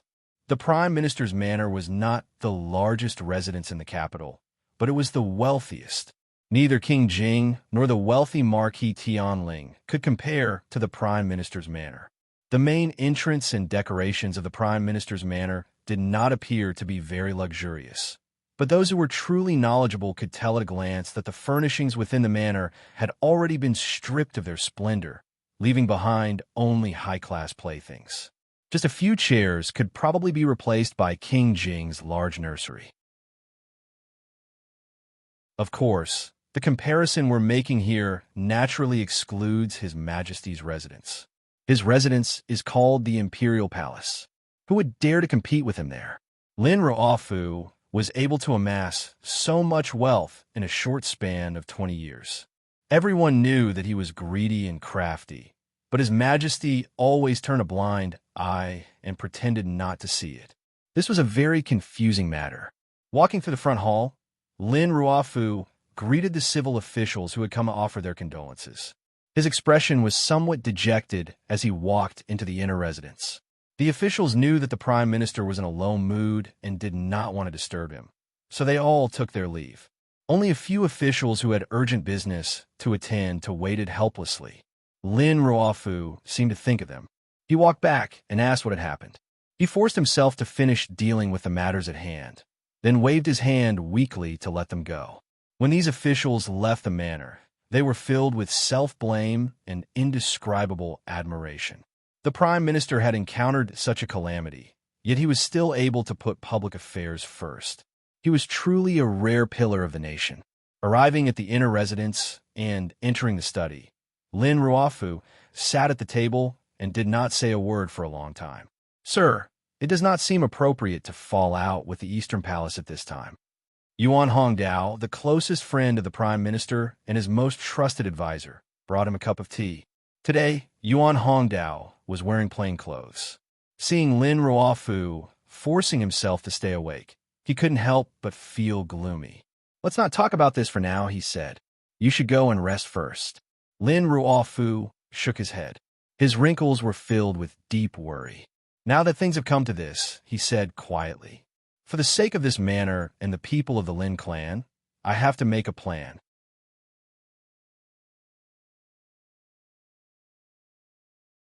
Chapter 105. Yuan Hongdao frowned. The Prime Minister said softly, I've been in court for too long, and I don't know how many people I've offended. I have 2 sons and a daughter, and I had hoped that Gong would be successful. Who would have thought that he would suffer such a calamity? Now I only have Dabao and Chun. I have to make some arrangements for them. Yuan Hongdao frowned again. But this change seems to be a little too drastic. Lin Ruofu's gaze suddenly softened. As a father, there's no need to be so protective of your body. If we're talking about a fight for the throne, His Majesty is in the prime of his life. I'm afraid you and I will be long dead by then. There's no need to worry so much. He then asked, Are you sure it was Siga Jian who did it? Yuan Hongdao nodded. Yes. Lin Ruofu took a deep breath. Sometimes I find that the power in my hands can't be exchanged for anything. But since the Fan family and the Overwatch Council have been secretly working together for so many years, I think that if I were to be included, they wouldn't refuse. Yuan Hongdao smiled. Assistant Minister Fan, relying on his friendship with His Majesty, pushed for this marriage. Presumably, you've been hoping for it for a long time. Lin Ruofu smiled. In a few days, I want to see that Fan Xian with my own eyes. I want to see if he's worthy of my daughter. Yuan Hongdao then said, What about the eldest princess? He knew that the Prime Minister's second son's unnatural death was inextricably linked to the eldest princess's plan, so Yuan Hongdao very carefully mentioned her name. Li Yunrui had Wu Bo and prepare for the first assassination. It was a plan that killed 3 birds with 1 stone. By killing Fan Xian, she could regain control of the palace treasury. By persuading Gong, she could use this as a rope to bind the Prime Minister's manor tightly to her. But she didn't expect that Fan Xian wouldn't be so easy to kill, and that bastard Wu Bo and my son died. Lin Ruofu's eyes flashed coldly. But she still has the most important part. She calculated His Majesty's intentions. Even if Cheng Jiushu and his party could escape the capital, I'm afraid that she would have faked my orders and had Fang Xiu killed in Sangzhou to prove that Northern Qi committed the murder. Yuan Hongdao frowned and said, So it turns out that young Master Cheng guessed correctly that His Majesty wanted to start a war. Lin Ruofu shook his head. When His Majesty went on the northern expedition, he was not able to achieve full success and has always been brooding over it. Now that the eldest princess has given him such a good excuse, even if His Majesty does not like her taking matters into her own hands, he still has to accept her kindness. However, the matter of the peace treaty back then was too complicated. At most, Your Majesty will take a few small countries and give Northern Qi a taste of his power. Yuan Hongdao sighed. Princess Royal's intelligence is astonishing. It's really difficult to deal with her. Lin Ruofu slowly closed his eyes and said, I have never thought of dealing with her. Leave it to the juniors. Yes, my lord. Just then, there was a commotion outside the study. No one knew who dared to make such a racket in the middle of the night. But judging from the expressions of the Prime Minister and Yuan Hongdao, they clearly knew who was outside. The door was pushed open, and a fat man in his 20s walked in. The old nannies and servants behind him did not stop him and dared to stand outside the study and ask for forgiveness from the Prime Minister. The Prime Minister's manor had strict rules, and without the Prime Minister's permission, anyone who entered the study without permission would be severely punished. Lin Ruofu waved his hand to indicate that he understood, then looked at the fat man with a gentle expression and said quietly, Dabao, why are you not being good again? The fat man called Dabao had a very wide space between his eyebrows, and his eyes were somewhat blank. It looked like there was something wrong with his brain development. But hearing Lin Ruofu's words, he immediately quieted down and said shyly, Dabao is good. It's just that little brother hasn't come back yet. This was Lin Ruofu's eldest son. When he was young, he had an illness, and as a result, he became like this. He had always had the intelligence of a 3 or 4-year-old, so he rarely went out. The people of the capital sympathized with the Prime Minister's plight, and did not mention this matter. Dabao was usually the closest to Lin Gong, but he had not seen his little brother for the past 2 days, so he became irritated. Lin Ruofu's heart ached as if it was being twisted. He held his chest, and after a while, he gently said, Bao has gone out, and will be back in a few days. Dabao, be a good boy and go to sleep. Dabao finally calmed down, and with an awkward smile on his face, he was led to the back courtyard by the old nannies to sleep. After a moment of silence, Lin Ruofu said coldly, I only have a son and a daughter, and Dabao is like this. Brother Yuan, what do you think I should do? Yuan Hongdao frowned. If you think about the young master, it is not a good idea for Miss Chun to marry Fan Xian. After all, it seems that young Master Fan will not be able to escape political strife, and it will be difficult for him to live a stable life. In the future, it will not be convenient to entrust young Master Fan to Miss Chun. Lin Ruofu shook his head, and there was a chill in his voice. As long as his surname is Fan, he will not be able to escape. So I would rather he be a cruel and merciless person. That way, he can protect Chen and her brother for the rest of their lives. Having said this, he immediately regained his composure. He walked behind the desk and pulled back the veil. Looking at the map of the world behind it, he began to frown in silence. His gaze occasionally swept in the direction of Dongyi, but most of it stopped at the north of the Kingdom of Qing and the complicated network of small vassal states between the Kingdom of Qing and Northern Qi. After a long time, Lin Ruofu frowned. We need to come up with a strategy immediately. Although it may not be a war, and the two sides may not come into direct contact, the northern prefectures need to transport food and horses to those small states. We must make preparations in advance. Yuan Hongdao made a sound of acknowledgement. Then he heard the Prime Minister begin to cough. The coughing was so urgent that it seemed as if tears were forming in the corners of his eyes. The Prime Minister stood in front of the map with his hands clasped behind his back. He frowned as if he had not lost a son that day. Yuan Hongdao looked at his back and sighed in his heart. He felt slightly moved and guilty. Ruofu had lived a rich and noble life, but he had never had a comfortable one. It could be said that one meeting with the princess had ruined his life. All of these things happened in one day. No one knew what these secret deals and quarrels meant.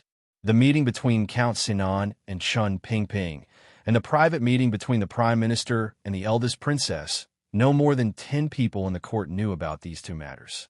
So Fan Xian did not know that his future had already been arranged for him to walk on a golden path. If the past few months after entering the capital had been like the darkness before dawn, with thick, viscous ink covering his face, he would feel pressured and unable to relax. But in the following days, it was as if God had suddenly brought a basin of clean water and splashed it on his face. It made him feel refreshed and at ease, and also made him extremely clear-headed. These days, he kept telling himself that his second brother-in-law's death had nothing to do with him. Only then could he face Lin Wanner, who was the most difficult person to face. Ever since Lin Wanner learned of her second brother's death, she had been in low spirits. Although they had only met a few times, they were connected by blood, and she was still sad. Fan Xian saw all of this and felt bad. Although his second brother-in-law was the mastermind behind his death, he sometimes felt that he was a bit cold-blooded and morbid. If he had heard back in Danzhou that Fan Xian had died in the capital, perhaps he would not have felt the slightest bit of sadness. Of course, the situation now was different. Lady Lu seemed to have tacitly approved of the current situation, and the Lu family in the capital had also sensed that something was amiss. They had given Lady Lu enough information to refer to, so Lady Lu was unusually calm, and no longer prevented Fan Xian from following Fan Xian around the capital. What made Fan Xian feel most at ease was that no one, including the Prime Minister, seemed to suspect that the death of the second son of the Prime Minister had anything to do with him. In fact, he and King Jing were overthinking this matter. That day, Wu Bowen and Lin Gong had been hidden so well that even the Overwatch Council could not find them. Aside from the 4 Grandmasters, who else could find them? As long as no one knew of Fan Xian's relationship with Wu Zhu, no one would suspect that Fan Xian had anything to do with Lin Gong's death. What was even more surprising to Fan Xian was that, after many messages, he received some vague information from the Prime Minister's manor. The Prime Minister had expressed some degree of approval for the October wedding.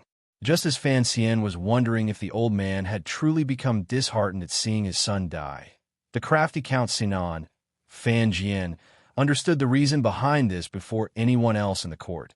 For some reason, the Prime Minister and the Eastern Palace, where the eldest princess, were at odds. This was Lin Ruofu looking for a new investment direction. Perhaps it was a sign that the Prime Minister's political focus had begun to shift towards the second prince. The two assassinations, one after the other, shook the skies of the capital like two bolts of spring thunder. But after the spring thunder, there was no rain, and the matter gradually faded. But the Prime Minister seemed to be grieving over the death of his son, and became somewhat disheartened. He rarely attended court, citing his illness.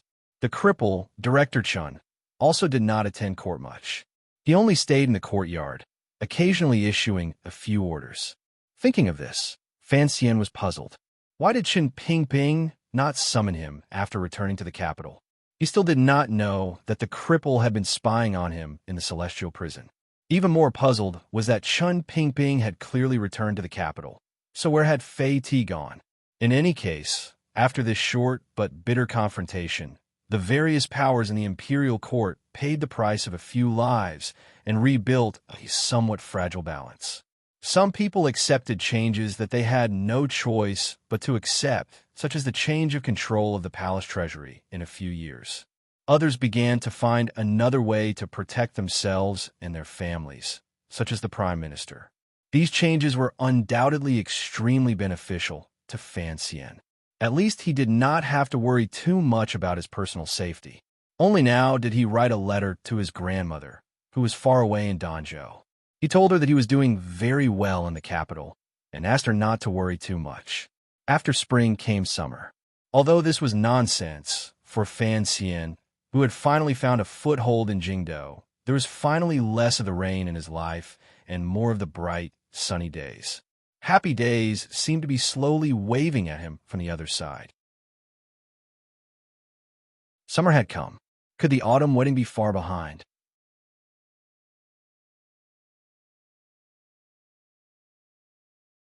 Chapter 106. The imperial edict had already been sent to Dongyi, but Dongyi had only humbly and flatteringly replied to the edict, offering a large sum of gold and silver. They refused to admit that they had anything to do with the manor at the foot of Tsang Mountain. This was a response anyone could imagine. The great grandmaster who guarded Dongyi's sword lodge alone maintained his pride.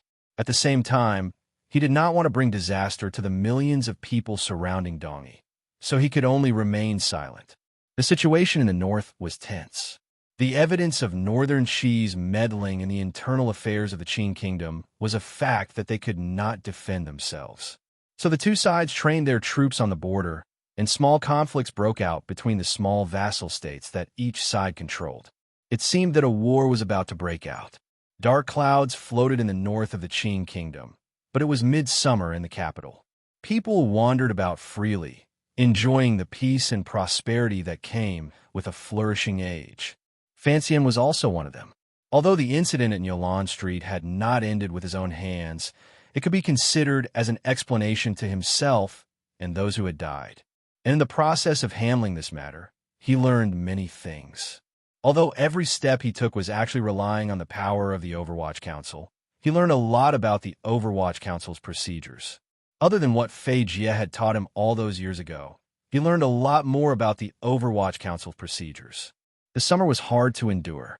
The lawsuit between the Fan family and the Guo family had finally come to an end.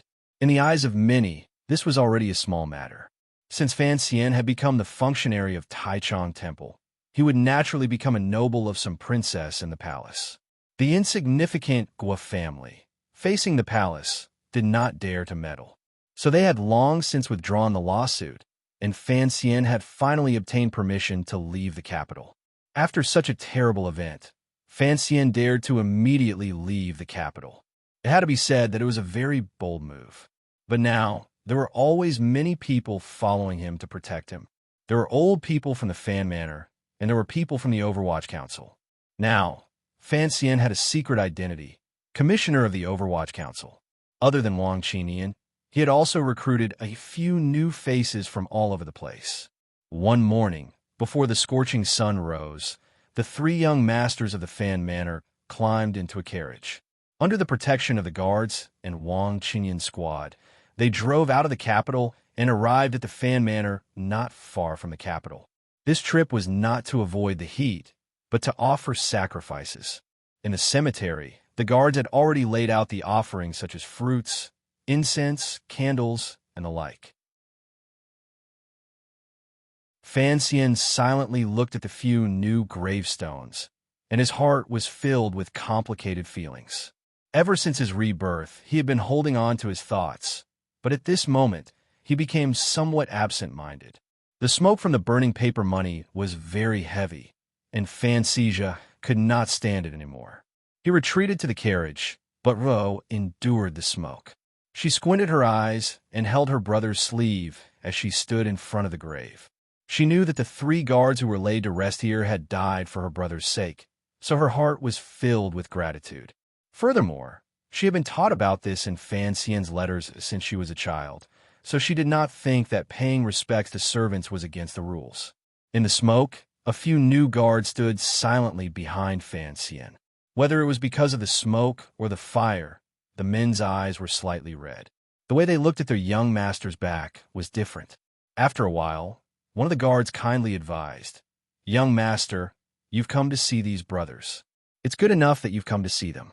There's a lot of smoke here, so let's go back to the manor." Fan Xian's eyes were also badly stained by the smoke. He smiled and rubbed them. He listened to the guard and got into the carriage. In the carriage, Fan Xian was looking at the accounts of Dombo bookstore for the past month. Seeing his brother and sister enter, he shifted his seat and suddenly lowered his voice. "Big brother, is this a trick to buy people's hearts?" Fan Xian's mood was somewhat gloomy. He smiled and ignored him. He used his hand to ruffle the hair on Fan Xian's big head. "You have to believe that there are some things in this world that are true.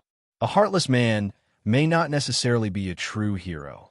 Fan Ro softly said, "How can a man not love his son?" Fan Xian looked at his sister with some surprise. "You." Ro lowered her head and explained, "Brother said it once a few days ago, so I remembered it." Fan Xian was very happy to find that his sister was so thoughtful and intelligent.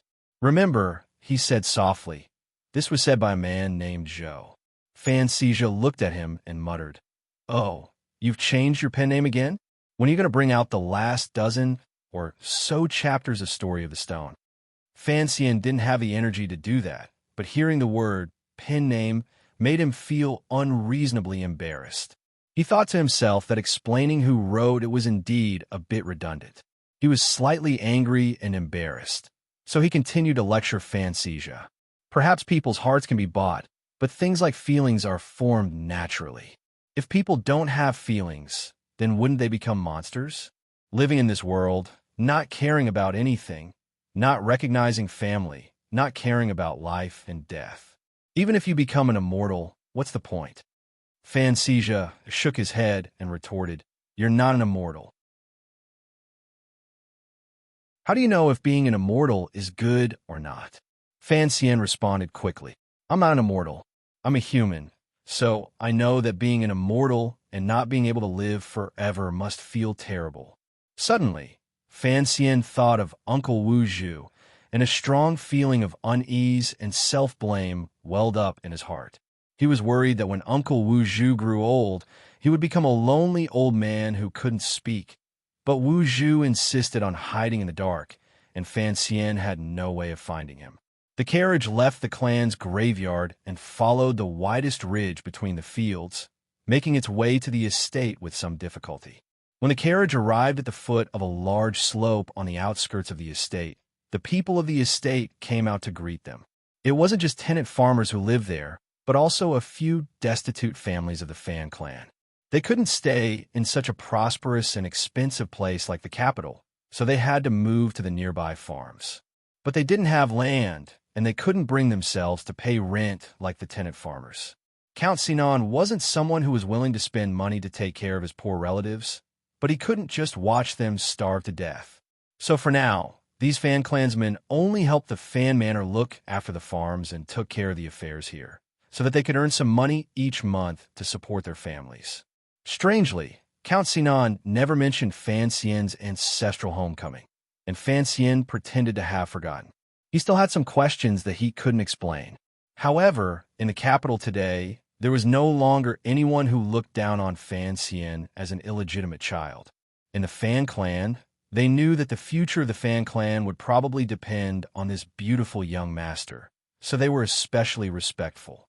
Fan Xian took the cup of tea handed to him by the elder and drank it in one gulp.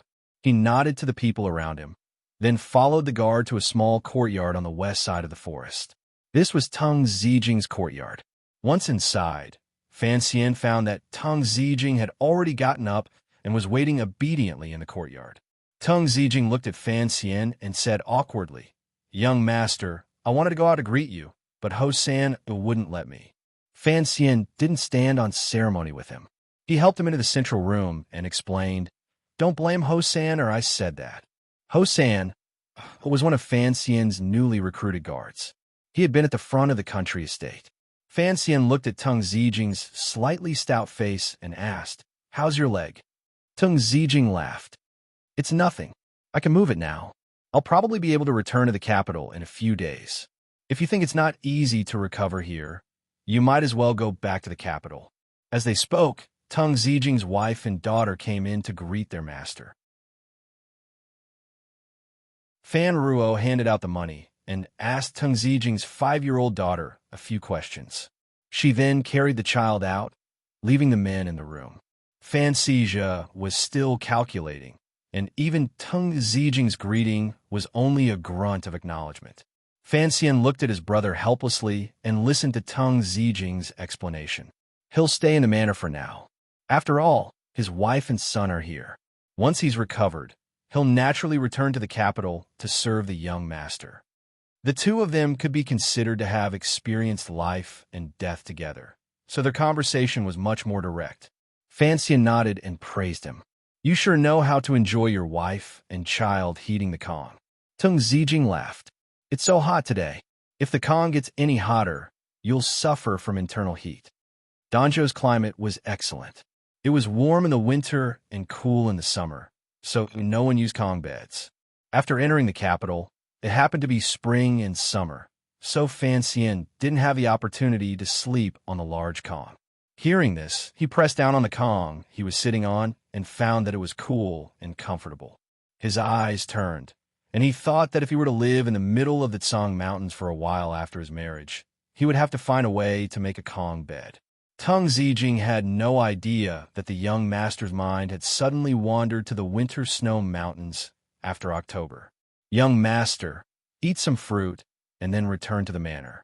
There's nothing good to eat in this manor. Besides, if we delay any longer, it will be too late to get back to the capital. I'm afraid we won't be able to get through the city gates." Fan Xian smiled and waved his hand. "Before we came, I told my father that the three of us will stay the night in this manor and return tomorrow.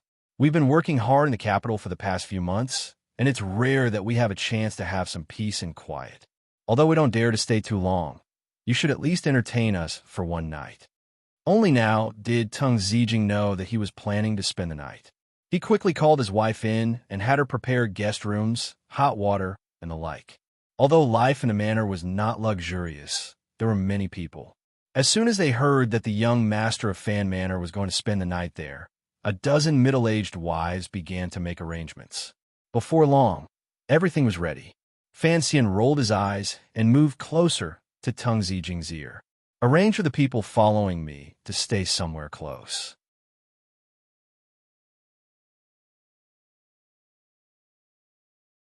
Chapter 107. Teng Zijing glanced at Wang Qinian, who had been standing quietly behind Fan Xian. Sensing that his scent was different from that of the guards in the manor, he responded in a low voice. Fan Xian looked into his eyes and said in a low voice, "This is Wang Qinian. I have a part-time position in the Overwatch Council." Don't tell anyone else. Tung Zijing's expression froze, and the way he looked at Fan Xian changed. After all, he did not think that the young master he had once wanted to follow would be able to sneak into the forbidden courtyard within a few months of entering the capital. Fan Xian called Wang Qinian over and introduced him. This is Tung Zijing, the one I mentioned when we met for the second time. You two should get to know each other better. He saved my life before. Hearing this, Tung Zijing's dark face turned red. He waved his hands. Young master, you speak too seriously. Actually, it was you who saved my life that day. Wang Qinian put his hands together and smiled. He said nothing. Like Tung Zijing, he was very satisfied with the current situation. Not only had he successfully returned to the Overwatch Council, but his monthly salary had also increased considerably. The director had even personally received him once. Ever since he had become a civil servant many years ago, it had been a long time since he had received such treatment. Although Master Fan was only an 8th-level functionary of Taichung Temple, he had a commissioner's token on him. Apart from his own team, only the head of the Overwatch Council and Mu Tai knew about this commissioner. No one else knew. This kind of mysterious power in his hands made him feel very comfortable. They had wild game for dinner. Although Tung Zijing had repeatedly said that there was nothing good to eat in the country estate, the fatty meat boiling in the pot, coupled with the tender green vegetables, was incredibly delicious. Even Fan Xija's appetite was whetted, and he snatched the meat as if there was no one else around. Fan Xian looked at him, amused. He picked up a piece of meat and brought it to his lips. He found that the meat was very tender, but the layers of skin were clear, and it was very chewy. He couldn't help but praise it. Is this moose or what? Tung Zijing's wife, who was standing to one side, hurriedly replied, This is white moose meat. Hearing the words by Mosey, Fan Xian froze. He placed his chopsticks in front of him as if he had forgotten to move. In this instant, he thought of a time many years ago, even longer than Danzhou. At the time, he was lying in bed, constantly thinking of eating white elk meat, and the pretty nurse teased him about his wild imagination. In his previous life, Fan Shun had never eaten white elk meat, only that it was the favorite game of his hometown. These memories seemed to have faded, and it had been a long time since Fan Xian had thought of the events of his previous life. Unexpectedly, the white elk meat today had stirred up the emotions he had hidden for a long time. Fan Ro took small bites from the side. Seeing that her brother's expression seemed a little strange, she carefully asked, What's wrong? Fan Xian immediately woke up and smiled slightly. Nothing. He turned his head to ask Tung Zijing if any of the mountain products had been preserved. After receiving a positive answer, he happily asked Tung Zijing to help him pack up a few dozen caddies of meat to take back to the capital. Tung Zijing had not expected that the things he had prepared today would be to the young master's liking, and was very happy. Fan Xian picked up his wine cup and drank with the others at the table. Tung Zijing, he said with a smile, you haven't fully recovered yet. You should drink less. Next to him, Fan Ro looked at her brother and smiled, as if to embarrass him. Fan Xian knew that his sister had guessed what he was thinking. Apart from wanting to eat it himself, the main purpose of bringing the preserved game back to the capital was for the gluttonous Wanner to enjoy. After dinner, Fan Xija, in an extremely perverted manner, went back to his room to calculate the accounts. Fan Xian really didn't know what fun there was in calculating accounts. And how could a 12 or 13-year-old bully be able to revel in boring numbers? He could only sigh and let him be. Refusing Tung Zijing's request to accompany him on his crutch, he led Fan Ro to the edge of the field outside the courtyard. They looked at the round moon that seemed to be floating quietly among the green hills. Above their heads, the unknown trees rustled in the night wind. It was a very beautiful scene. The dream is still in front of the body. I suspect it is in the dream. How many people are haggard? How many people return? Fan Xian thought of the events of his previous life and occasionally sighed with emotion. He casually recited 2 sentences. Time is a passerby for 100 generations. Heaven and earth, the journey of all things. Life is a great dream. Sometimes I wonder if I'm still lying on that bed, dreaming a dream that has lasted so long that I have yet to wake up. He casually sighed, knowing that his sister probably didn't understand what he was saying. But he had forgotten the elegance hidden in Masterly Bai's words, and how lethal they were to a young girl. As expected, Fan Ruo's eyes began to shine. Fan Xian immediately knew that he had made a mistake. With a distressed expression, he prepared to explain that other than the first two sentences, the rest had been written by a great man named Li Bai. But then he suddenly remembered that Xijia had mocked him earlier in the day. He secretly sighed and stopped what others might think was a pretentious action, but to him it seemed very natural. He also knew that even if he said it, his sister wouldn't believe him. After all, the Overwatch Council had arrested a number of Xian Kijis, but none of them were salt smugglers who knew how to write poetry. So he simply pulled Ruo into his arms and looked at the moon together. Although Fan Xian had lived in this world for more than 10 years, he still retained some of his unique temperament. This temperament did not match with this world, but for him, it had great benefits. For example, the precaution between men and women, and, for example, physical contact. When he held his sister, of course, there was not the slightest thought of man and a woman, only a very pure brotherly love. On the contrary, when Fan Ruo was held in his arms, she felt warm and slightly shy, and naturally forgot to ask about those things. In the distance, two members of the Overwatch Council stood under another tree like two iron rods, protecting their safety. Get up early tomorrow. I have business in the city. Fan Xian sniffed his sister's hair and found it to be a faint orchid scent. He asked curiously, "What method did you use?" Fan Ruo was slightly embarrassed. She didn't know what to say to her brother. "It's pear blossom water. Why are you in such a hurry?" In this world, girls rarely wash their hair, so the smell was not very good. Even when Fan Xian and Si Lily rolled around in the same bed, it was the same. It was all covered up by the strong fragrance. Ever since Fan Xian had entered the capital, he had shamelessly asked Fan Ruo and Lin Wen'er to wash their hair often. He even gave him a shower head and wooden bucket design he had made in Danzhou for free. Ruo and Wen'er couldn't dissuade him, so they did as he asked. They didn't expect the effect to be so obvious. It immediately spread throughout Fan Manor and the royal courtyard. Now, even Lady Lu washed her hair more frequently. Father should be very happy. This was Fan Xian's unspoken reply. He then replied to Ruo, "The capital is quieter in the morning. I have a place to go. You come with me, and the others don't need to follow." Knowing that her brother trusted her, Fan Ruo was very moved. Fan Xian then said, "Tomorrow I have to go to Qingyu Hall to take a look. Shopkeeper Yi and I have discussed it. The capital has been relatively quiet lately, so it's a good time to go and see." The shopkeeper of Qingyu Hall lived up to his reputation. Fan Xijia was in charge of planning the accounts, and shopkeeper Yi was in charge of implementing them. Dombo Bookstore's business was doing better and better. Relying on his family's wealth and his official background, he had managed to take over all of the other booksellers on the neighboring streets within 2 months. Recently, he had slowly extended his reach to the neighboring counties. Is the tofu shop still open? Fan Ruo suddenly thought of a small matter.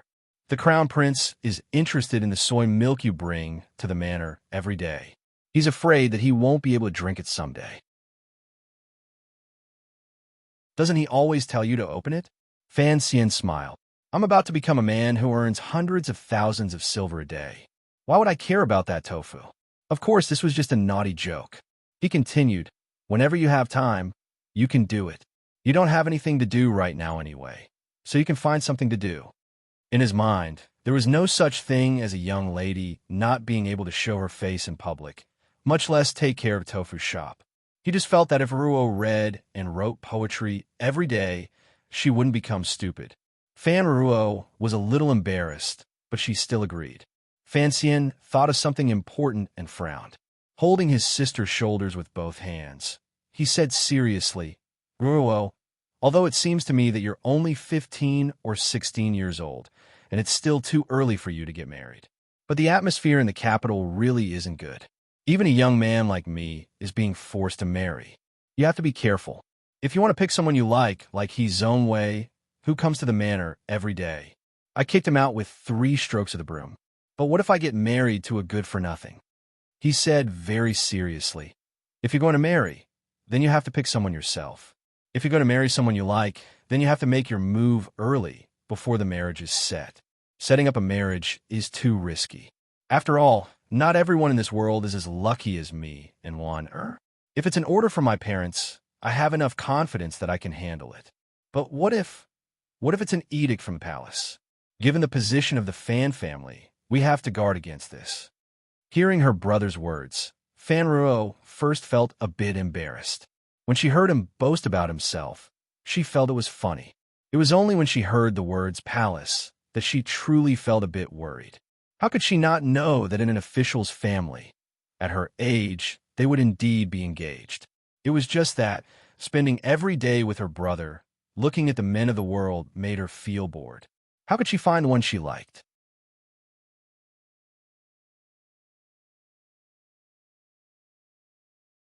Chapter 108. On the morning of the second day, the sky was not yet bright, and a thin mist floated in the mountains. The moon from last night had already moved to the opposite field. The carriages of Fan Manor did not disturb anyone in the fields and headed in the direction of the capital. Tung Zijing and his wife stood at the gate to see them off, leaning on his crutches. Next to them, his daughter was rubbing her eyes, as if she had not woken up yet. The carriages arrived at the gates of the capital, but today was different from the day they had arrived. The markings on the carriages of Fan Manor were very eye-catching. The guards of the city patrol, who had just opened the gates, inspected them and let the carriages into the city. After all, the previous commander of the city patrol, Jiao Ziheng, had been stripped of his position because of the assassination attempt on the eldest son of the Fan family.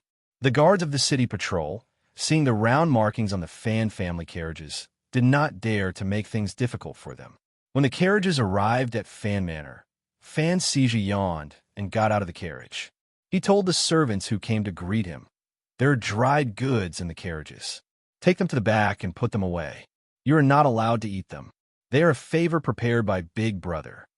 He then glared at them and roared, "If you dare to eat them tomorrow, and Sister Lin finds that they only have 3 legs, I will personally chop off one of your legs to repay the debt."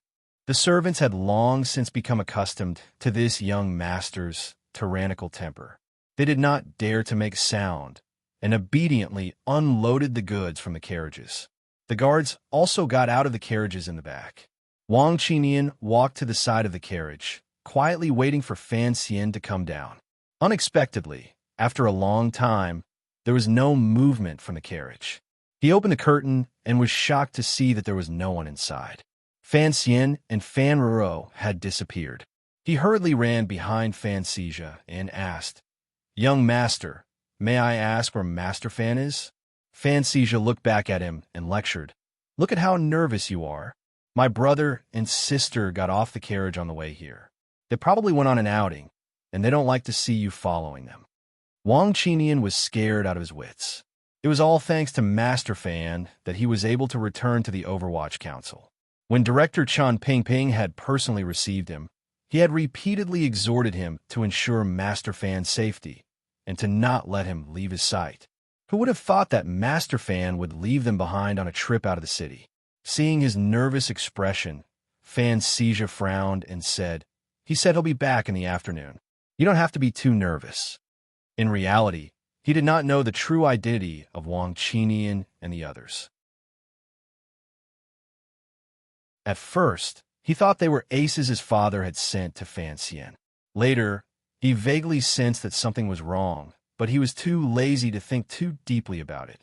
Wang Qinian no longer paid attention to the second young master. He signaled his subordinates with his eyes, then boarded the carriage and drove out of the city. In the heat of the summer, even the chirping of cicadas sounded weak. Fan Xian took Ro for a stroll by the Lujing River in the suburbs of the capital. Fortunately, it was still early and the river was shaded by trees, so it was still bearable. Fan Xian had long since unbuttoned his shirt, revealing a large expanse of skin on his chest. Ro, however, did not have this privilege. She could only fan herself with her handkerchief. Fan Xian saw how tired she was and smiled.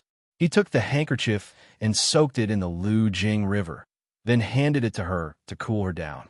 Do you know why this river is called the Lu Jing River?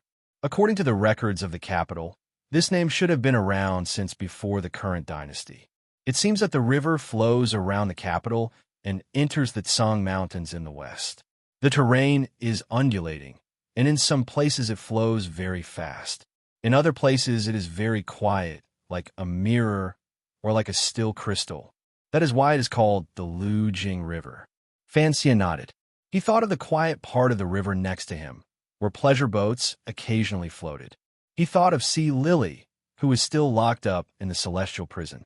He did not know what the final outcome of welcoming that woman would be. After walking for a while, he could finally see a house among the green trees on the opposite bank of the river. It was a simple and elegant little courtyard. A few bamboos protruded from the walls of the courtyard, pointing towards the sky. In this hot summer day, it actually emitted a cold air that stood proudly in the turbid world. Is that Taiping courtyard? Fan Xian frowned as he looked in that direction. Ruoruo replied, Yes. I heard that many years ago, the master of the Yi family lived here. Later, the Yi family's property was taken over by the palace treasury, and this courtyard became a courtyard for the royal family. But when I often chat with Ruojia, I have never heard of any lady living here.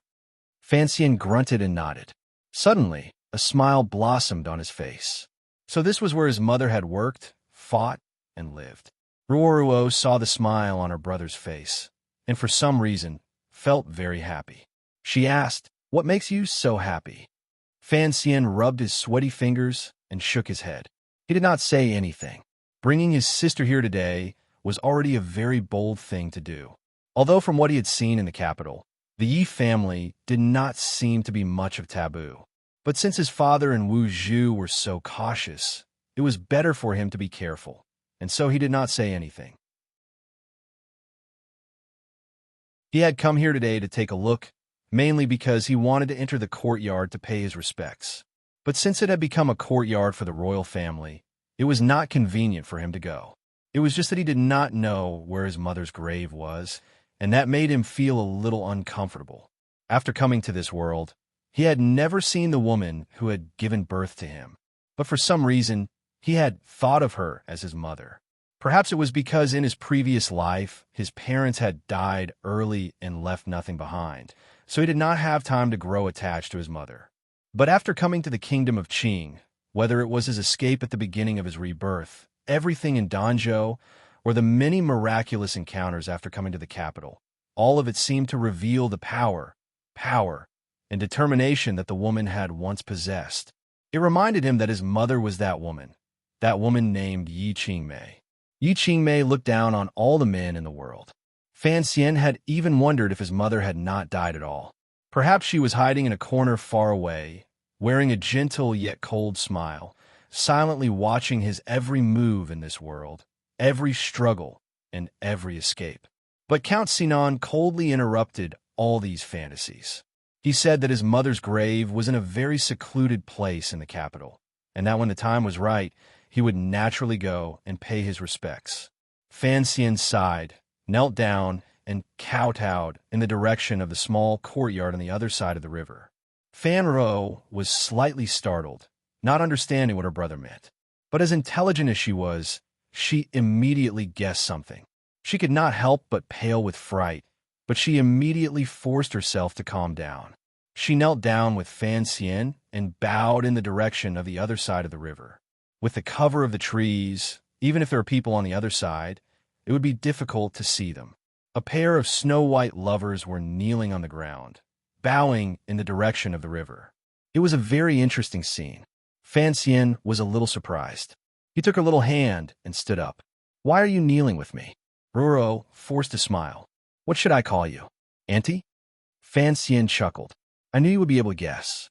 I didn't want to hide it from you when I brought you here today.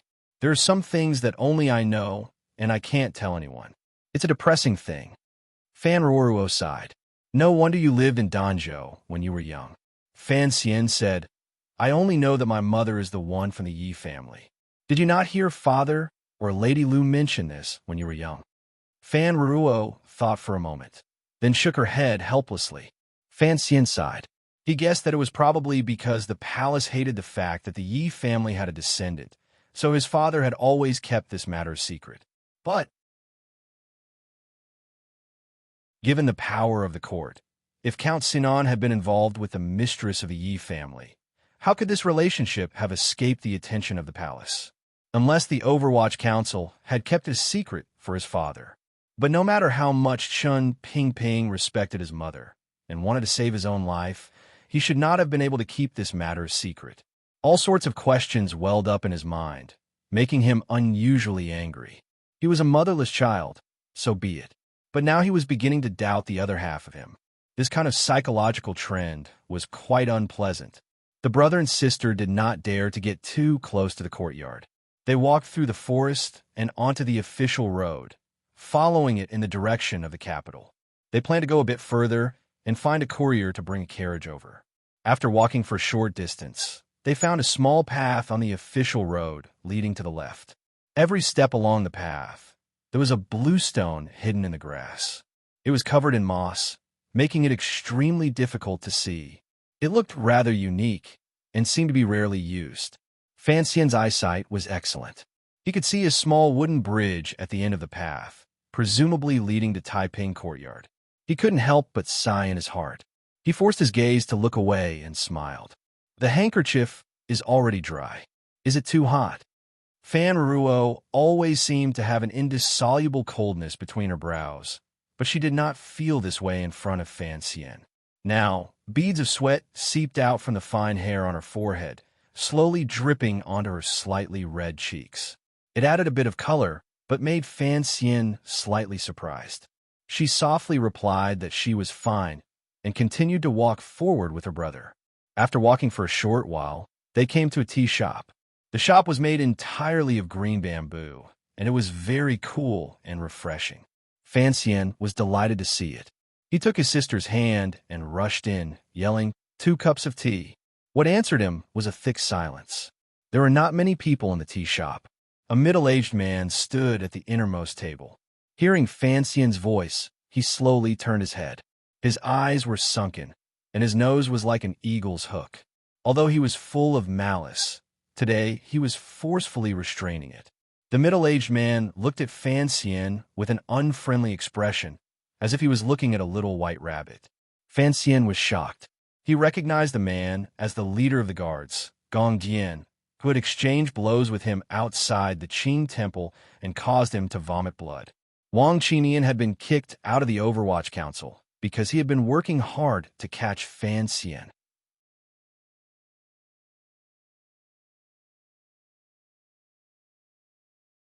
Chapter 109. Gong Jian was the deputy commander of the Imperial Guard, a close official of the Emperor and a member of the Imperial Guard. He was Yi Zhong's junior, a disciple of the Yi family, the #1 martial family in the Kingdom of Qing. He was a rare upper 8th level ace, and in terms of fighting ability, he was much more powerful than Cheng Jushu, whom Fan Xian had killed in the chaos. Fan Xian had killed Cheng Jushu with one strike because he had underestimated him, and he had ambushed him with a precious weapon. If the two of them had really fought, Fan Xian's chances of dying would have been much higher. Facing Gong Jian, Fan Xian could not think of any good ideas. Not to mention that he could not beat him. Even if he could, would he dare oppose the palace? A drop of sweat dripped from Fan Xian's forehead. In his heart, he kept shouting, "Wu Zhu messed me up. Wu Zhu messed me up." If Wu Zhu had not knocked out the guards, Fan Xian would not have been able to enter the Temple of Qing, and so many things would not have happened. But for Fan Xian, this was the cause of the crisis. Of course, Fan Xian could not really blame his uncle. He was just using this kind of crazed shouting to relax his mind. Gong Jian smiled and took a step forward. His deep voice rang out. "Young man, what a coincidence today." Fan Xian pulled his sister back, who did not know what was going on. He smiled and replied, "I didn't expect to see you again, sir." At this moment, his mind was spinning rapidly. Wanner had once said that the nobleman in the Qing temple that day was the emperor. Then, Gong Dian's duty should be to surround and protect the emperor. Now that Gong Dian had appeared in the tea house, the emperor should also be here. As he thought about it, his gaze swept past Gong Dian's thin but high shoulders. He saw a middle-aged noble drinking tea at the table, who would occasionally raise his head and look in his direction with a frown. Fanxian was shocked, but his face did not show it. He smiled bitterly. "Sir, why are you acting like you've searched far and wide for something, only to find it all without any effort? That day outside the temple, I offended you, sir, but I also coughed up blood for a few days. Consider this an apology." The words "searched far and wide" were purposely said for the noble to hear. Unexpectedly, Fanxian did not expect the noble to react. "Capture this person." Gong Jian didn't want to alarm his master, so he ordered in a low voice. The 3 bodyguards on both sides listened to his order and rushed forward. Seeing his opponent's imposing manner, and with a young lady by his side, he knew he would not be able to escape. He frowned and stepped forward, taking the initiative to attack Gong Dian. Gong Dian was not angry. On the contrary, he was delighted. He waved his hand for the guards to stand down. His 2 hands spread out like a goshawk hunting a rabbit. His knuckles were dry and strong, and they went straight for Fanxian's pulse. Although Fanxian did not have any exquisite moves, these little tricks were an instinctive reaction to Wu Zhu's hammering. With a strange twist of his wrist, his fingertips slid across Gong Dian's pulse. His arm suddenly lengthened, and with an eerie aura, he abruptly locked onto Gong Dian's wrist. At this moment, Gong Dian's pair of iron hands had already firmly grasped his wrist. Both of them were greatly surprised. Both times, as soon as they came into contact, they immediately locked onto each other. It was really a very inexplicable thing. It was as if they had predicted each other's reaction. Although he was surprised, Gong Dian spoke with great confidence. "Give me your hands, and let me capture you." Fanxian had never expected to fight the head of the palace guards, but he had other ideas. So he frowned and said unyieldingly, "We don't know yet."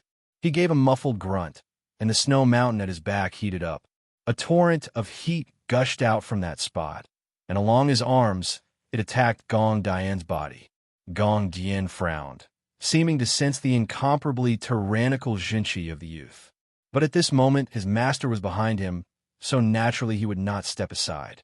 His eyes flashed, and with a light shout, the vigorous Jinchi that had accumulated in his body for decades gathered in his palms. Their locked arms had already loosened, and their palms were facing each other. After a muffled sound, the green bamboo tea shop was shaken. The nobleman who was drinking tea frowned. It seemed that he did not have any kung fu to protect himself. Behind Fanxian, Ruo's legs also weakened, and she almost fell to the ground. There was a flash of white light, and the guards drew their swords and placed them on Fanxian's neck. At this moment, Fanxian's arms were sore, and he had no strength to resist, nor did he think about resisting. Gong Dian coughed and put his hands behind his back. When he looked at Fanxian again, there was something strange in his eyes. He said quietly, "Young man, I haven't seen you in a few months. You've improved again." A trickle of blood flowed from the corner of Fanxian's mouth. This trickle of blood made Gong Dian think of the person in the gloomy room across from the Temple of Qing. He couldn't help but feel a chill in his heart. He wasn't sure if he had done the right thing today. This time, it was clear that Fanxian had lost, but Gong Dian was not as relaxed as he appeared. Aside from the nobleman, no one noticed that his hands, which were behind his back, were trembling. The strange and tyrannical Jinchi that Fanxian had used to invade his body remained in his meridians, scraping them like little knives. After a while, it gradually calmed down, able to use both the pen and the sword. It seems that there have been many such young talents in the world recently. The nobleman looked at Fanxian, whose face did not change at all, with a smile of admiration on his face. Gong Dian knew that his master cherished talent, and was afraid that he would ask him to release Fanxian like last time. He quickly walked to the side of the tea table and, in a low voice, explained why he wanted to capture Fanxian. The nobleman furrowed his brows and then gradually relaxed. His eyes, which were like deep pools, gradually brightened. He looked at Fan Xian and narrowed his eyes slightly. In a quiet voice, he said, "So, it is the young man from that day." He continued quietly, "Gong Dian, the ace you spoke of could easily capture and kill you. Did you tell anyone about this?" Gong Dian was ashamed. It was only a secret investigation. There were no results, so I did not report it. "Please forgive me, master." The nobleman said coldly, "I am excused, but this matter is not to be brought up again, or your entire family will be executed." Gong Dian's heart trembled, and he cupped his hands in acknowledgement. The two of them spoke very quietly. Even Fan Xian, with his extraordinary hearing, could only faintly hear a few words. He didn't know what they were talking about. "Leave us. I want to speak with this young man," the nobleman ordered coldly. Gong Dian was startled. Although the master held the world in his hands, he was powerless. How could he allow him to be alone with this young man? The nobleman seemed to have guessed what he was thinking. He muttered to himself, "Gong Dian, stay. The rest of you may leave." "Yes, master." Although the guards didn't understand, they didn't dare to say anything else. They quickly left the tea house. Fan Xian's neck was free, and he twisted it comfortably.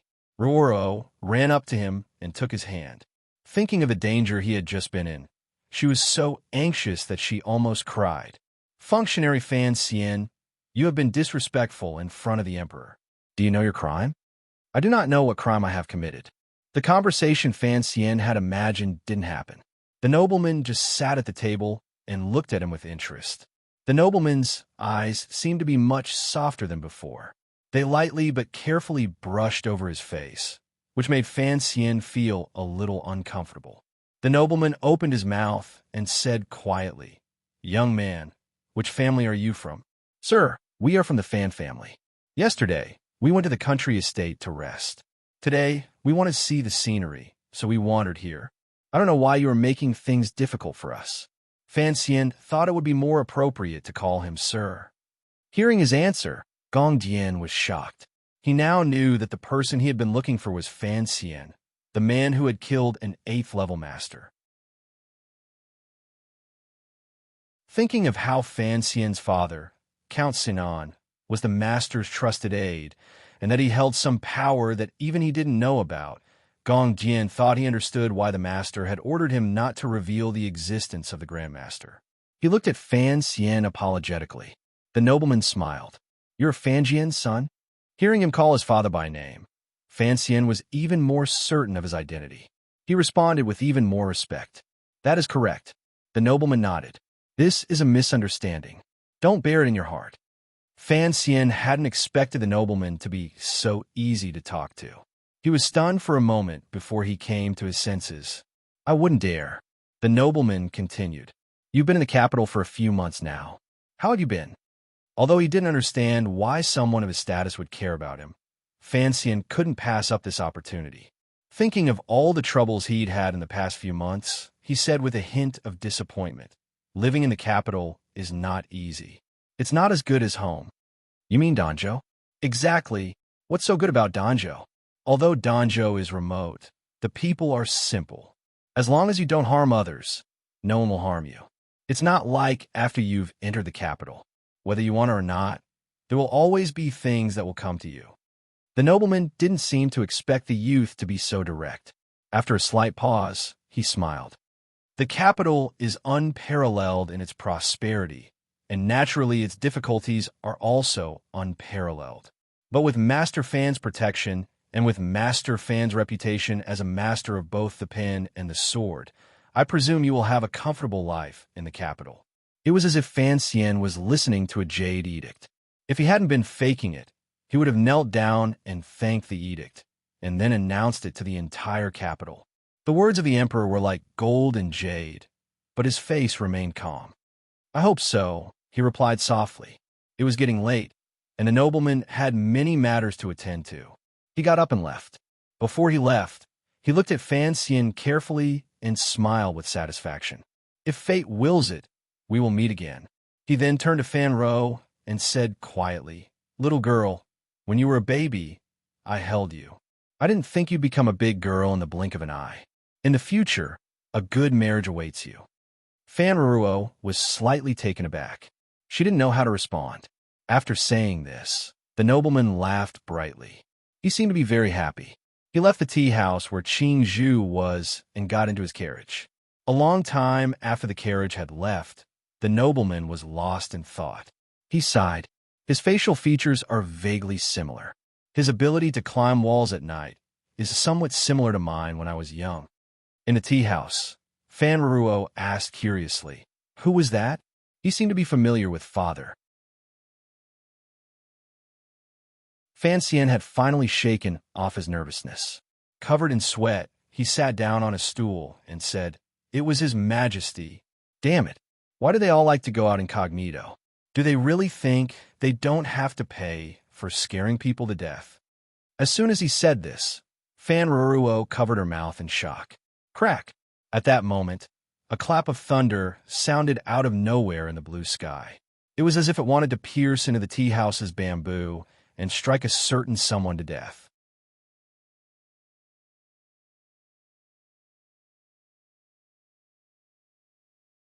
Chapter 110. After casually getting some water to drink in the tea shop, the brother and sister continued on their way uneasily.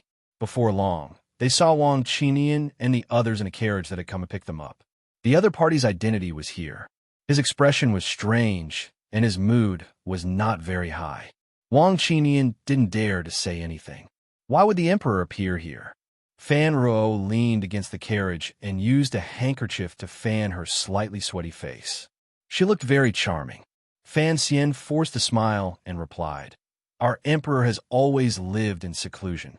I had long expected that a man could stay for so long in the royal palace, which is filled with the smell of palace resentment and rouge. He must often come out to relax. Walking to the Lujing riverside is a very natural thing. It was just that it was a bit fun earlier. I always thought that Sir Gongdian would call him Master Huang." Fan Ruo giggled and said, "How can everything be like the stories you tell? If it was really like that, you should have opened a storytelling shop a long time ago." Speaking of storytelling shops, Fan Xian immediately thought of the tofu shop. Furrowing his brows, he asked, "Ruo, what are you planning to do in the future?" Fan Ruo's expression darkened. In these days, after a woman married, it was to accompany her husband and children, do embroidery, and take care of the backyard. Given Ruo's knowledge and ability, she would probably be unwilling to spend her life like this. However, she couldn't make more plans at the moment, so she could only temporarily leave it as it was. After entering the capital, the carriage went straight to the 28-li slope. The 28-li slope was not a large slope. It was just a famous name in the south of the capital. It was said that hundreds of years ago, when Jingdo was far from being as vast as it was now, the 28-li slope was the last part of the slope before entering the capital. It was a full 28 li from the last relay station on the official road in the southwest. Every time the carriage came here and traveled the last 28 li, the horses and people were tired. They were particularly tired. The last part of the slope looked even taller than Dong Mountain by the seaside. The 28 li slope's name came from this. 28 li Hill had long since been absorbed into the city walls and turned into a street. Only its name remained, and Qingyu Hall was located here. The carriage stopped some distance away. Fan Xian and his sister alighted and walked along the street. Along the way, they saw a neat row of small storefronts, all made of the cheap wood from Lingnan. They were painted with varnish, and the wood spots were clear. If you glanced at them, you would feel as if countless one-eyed monsters were staring at you. Fan Xian was startled and asked curiously, "Why do they all use this?" This method of cooking was common in small restaurants in his previous life. It tasted like fresh wood, cheap and refreshing. Wang Qinian shook his head. He was not cut out for business.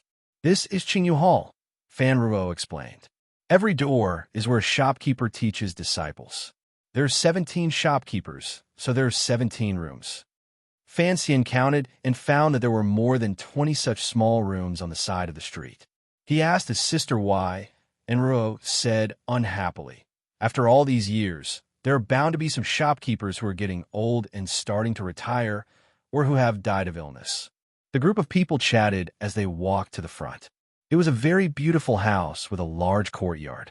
Looking at the overhanging eaves of the courtyard walls, it must have been divided into many courtyards. Fanxian's heart skipped a beat. It felt somewhat familiar, and after thinking about it, he remembered that this was similar to the Taiping Manor he had seen on the banks of the Lujing River. The place where these shopkeepers lived was a little strange. The words Qingyu Hall were not written on the door. At that moment, a Fan Manor guard came forward to hand over a name card. When the gatekeeper saw the name on the card, he immediately knew that the newcomer was young Master Fan, who had recently been in the limelight in the capital. He hurriedly invited him in. Because 7th Yi was currently helping the Fan family manage the Dongbo bookstore, he didn't even need to inform them. Just as they were about to enter the manor, the person in charge of supervising Qingyu Hall from the royal court came through and was about to question the identity of the guest. Wang Qimian looked at him coldly. He didn't even bother to show himself, so he let one of the younger members of his group deal with him. He followed Fan Xian into the hall. The person supervising Qingyu Hall was also a member of the Overwatch Council, so he immediately knew that he had done something unnecessary. They entered the hall, sat down, and served tea. Sitting at the head of the table was a man of about 40 years of age. His brows were gentle, and it seemed that under the pressure of all these years, he had become cautious and cautious. But Fan Xian knew that this man was the head shopkeeper of Qingyu Hall, known as Big Yi. Back in the day, he had been in charge of the Yi family's most important business. He couldn't have looked as boring and useless as he was now.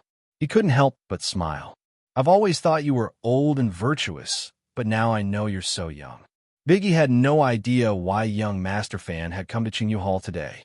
Although more than 10 years had passed, and the Yi family was no longer a taboo, he had been under house arrest in the capital for more than 10 years.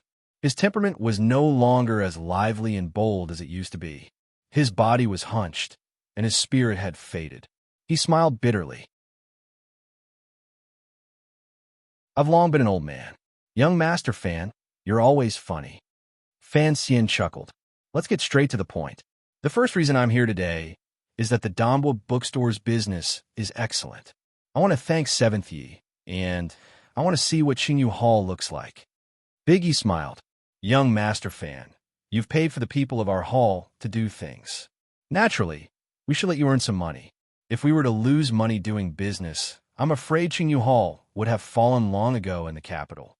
When it came to earning money, Big Ye's countenance naturally revealed a sense of self-confidence, and his whole body glowed with brilliance. Fan Xian secretly praised him, thinking that this was how someone who had been taught by his mother should be. He cupped his hands in greeting and said politely, "Actually, I've come today to trouble you with something, Big Yi." Big Ye's heart skipped a beat. If it was just for business, Fan Xian's distinguished status would not have brought him here personally. Could it be that he was thinking of something? Big Yi had to think of the lives of the Qingyu Hall shopkeepers, waiters, and relatives. He didn't dare listen to what Fan Xian was thinking. He refused. The court has a clear rule that Qingyu Hall's people are not allowed to leave the capital. If young Master Fan is too arrogant, Qingyu Hall will not be able to help. Fan Xian laughed. "Of course I know that. I've come today to ask Big Yi to be someone's teacher. As far as I know, over the years, there have always been officials from the Ministry of Revenue and Palace Treasury who have been apprenticed to Qingyu Hall. They specialize in business management. I've been very comfortable working with 7th Yi, so I'd like to introduce a student to you." Big Yi asked curiously, "Who could it be?" Fan Xian smiled and didn't say anything. Big Yi understood and said quietly, "Honored guests have come from afar. Why don't you let my wife take Miss Fan for a stroll in the back garden?" He looked at Fan Ruo with a smile. "Although our courtyard is nothing special, it was personally designed by the master of the house. It's quite impressive." Fan Ruo had already understood. She smiled and followed the shopkeeper's wife to the back garden. Wang Qinian and the others were also driven out by Fan Xian. Seeing him so cautious, Big Yi couldn't help but feel afraid. He didn't know who it was that wanted to learn the way of business. "Fan Xija, my second brother." Fan Xian took a sip of tea. "You must have heard of him." Big Yi was shocked. Although there was no conflict between the two sons of the Fan family, Count Sinan's property was still there. How could the son of a noble be willing to learn the way of business? Could it be that young Master Fan wanted to use this matter to prevent Fan Xija from inheriting the title? But such a clumsy trick was too absurd and unworkable. Fan Xian hadn't expected shopkeeper Yi to think so much. He said softly, "My second brother is a businessman by nature, but he is only relying on his inheritance and love to support himself. In the future, if he really wants to do something, his ability is not enough. So I hope he can have the honor of becoming a disciple of head shopkeeper." Big E quickly shook his head. As cautious as he was, he didn't dare get involved in such matters. He said, "Assistant Minister Fan is in charge of all the money and grain in the world. This business is bigger than anyone else's. How could a mere Qingyu Hall dare to teach young Master Fan?" Fan Xian was a little disappointed, but he wasn't in a hurry. According to his plan, Big E wouldn't be able to escape being his teacher. He sat quietly in his chair, slowly moving the Jinshi in the snowy mountain. He opened his 4 meridians, closed his eyes, and muttered to himself for a while. After confirming that his sensitive ears couldn't hear anyone eavesdropping, he lowered his voice and said, "There's one more thing. I don't know if Big E dares to listen. If you do, I'll tell you." Seeing him so secretive, Big E smiled helplessly. He knew that even if he didn't listen, Fan Xian would tell him anyway. As expected, Fan Xian smiled and said, "I am now the functionary of Taichung Temple." Seeing him say this without a head or tail, Big E was a little puzzled, but he still respectfully congratulated him.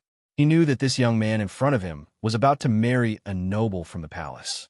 Unexpectedly, Fan Xian immediately said, "My fiancée is the young lady of the Lin family."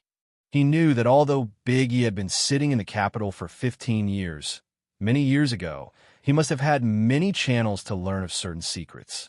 As expected, Big E's expression changed dramatically. He stared at Fan Xian's eyes and said coldly, "What is young Master Fan trying to say?" Fan Xian lightly replied, "In at most 2 years, I will be able to take control of the palace treasury, but I know that my ability is insufficient. Father's Ministry of Revenue, after all, is the wealth of the nation, and I want to manage the wealth of the palace, so they can't give me much help. And He looked back at Big Ye's emotionless eyes and said, "Need help. Need your help." You're tuning in to the Warrior Lore YouTube channel. Don't forget to subscribe and join us on this journey to catch the most captivating stories.